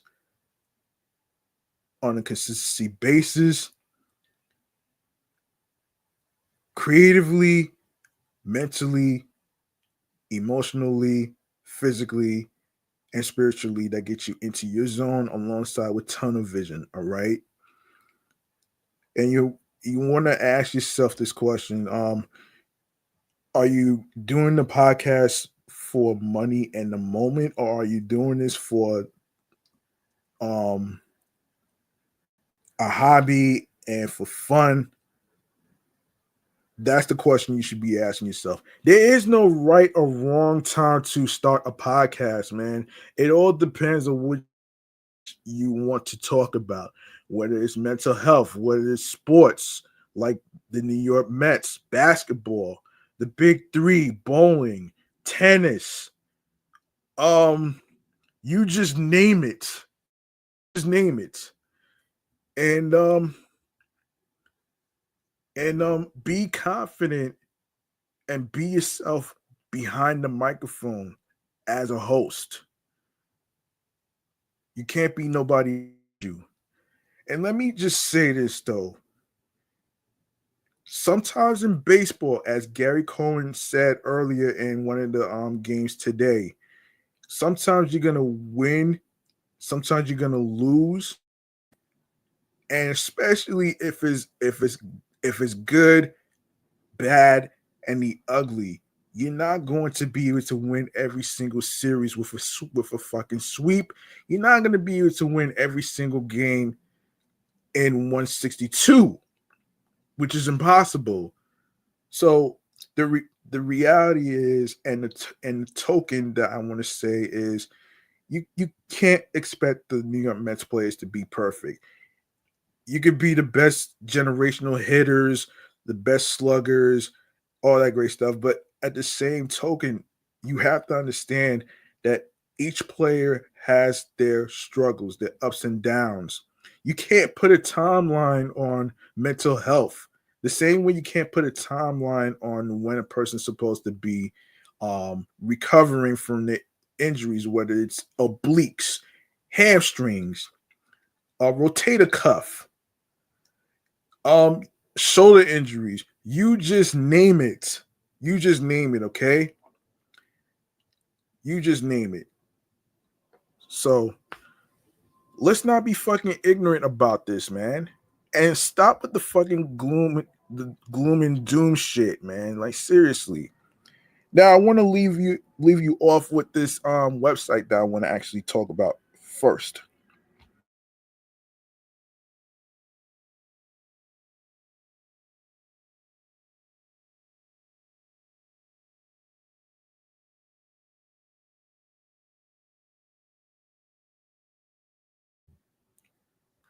To all the New York Mets fans, radio personalities, podcasters who's also covering the New York Mets, and stuff, man. This is your time and opportunity to actually go to go for your favorite New York Mets players to go to the All-Star break. All you need to do is go to www.mlb.com/all-star/ballot. All right. You can vote up to 5 times. All right. It's not hard. The website's right there. Write it down on a piece of paper. You can even text it to your text message to yourself and your phone number, whatever it may be. You can even copy the link and copy it to your email. You can email the website to yourself. All right, it's simple, pretty easy.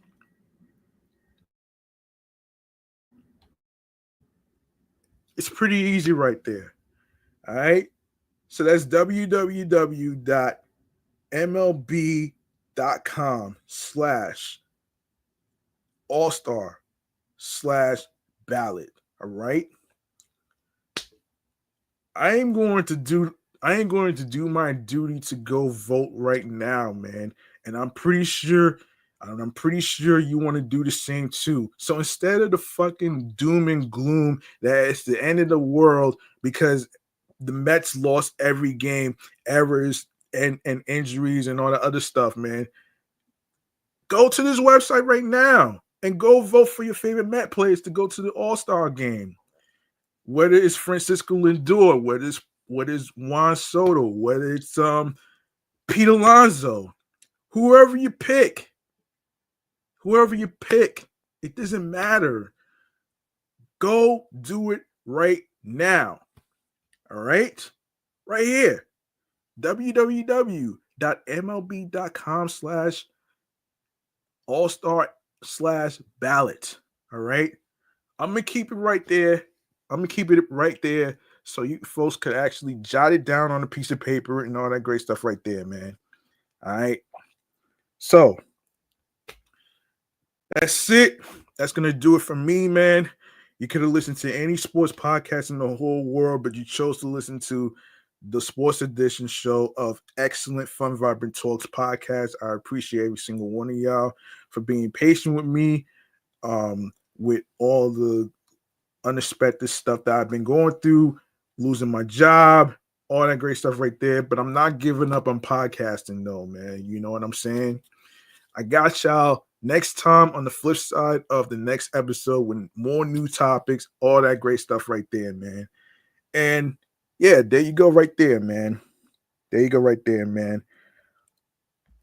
I'm out of here. Peace and one love. The website's right there. I'm going to keep it right there before I get off the air, all right? Peace and one love. And happy Father's Day to all the dads out there, especially the five boroughs in Long Island of New York. Happy Father's Day to all the dads, man. Let's go, Mets. Good night, everybody.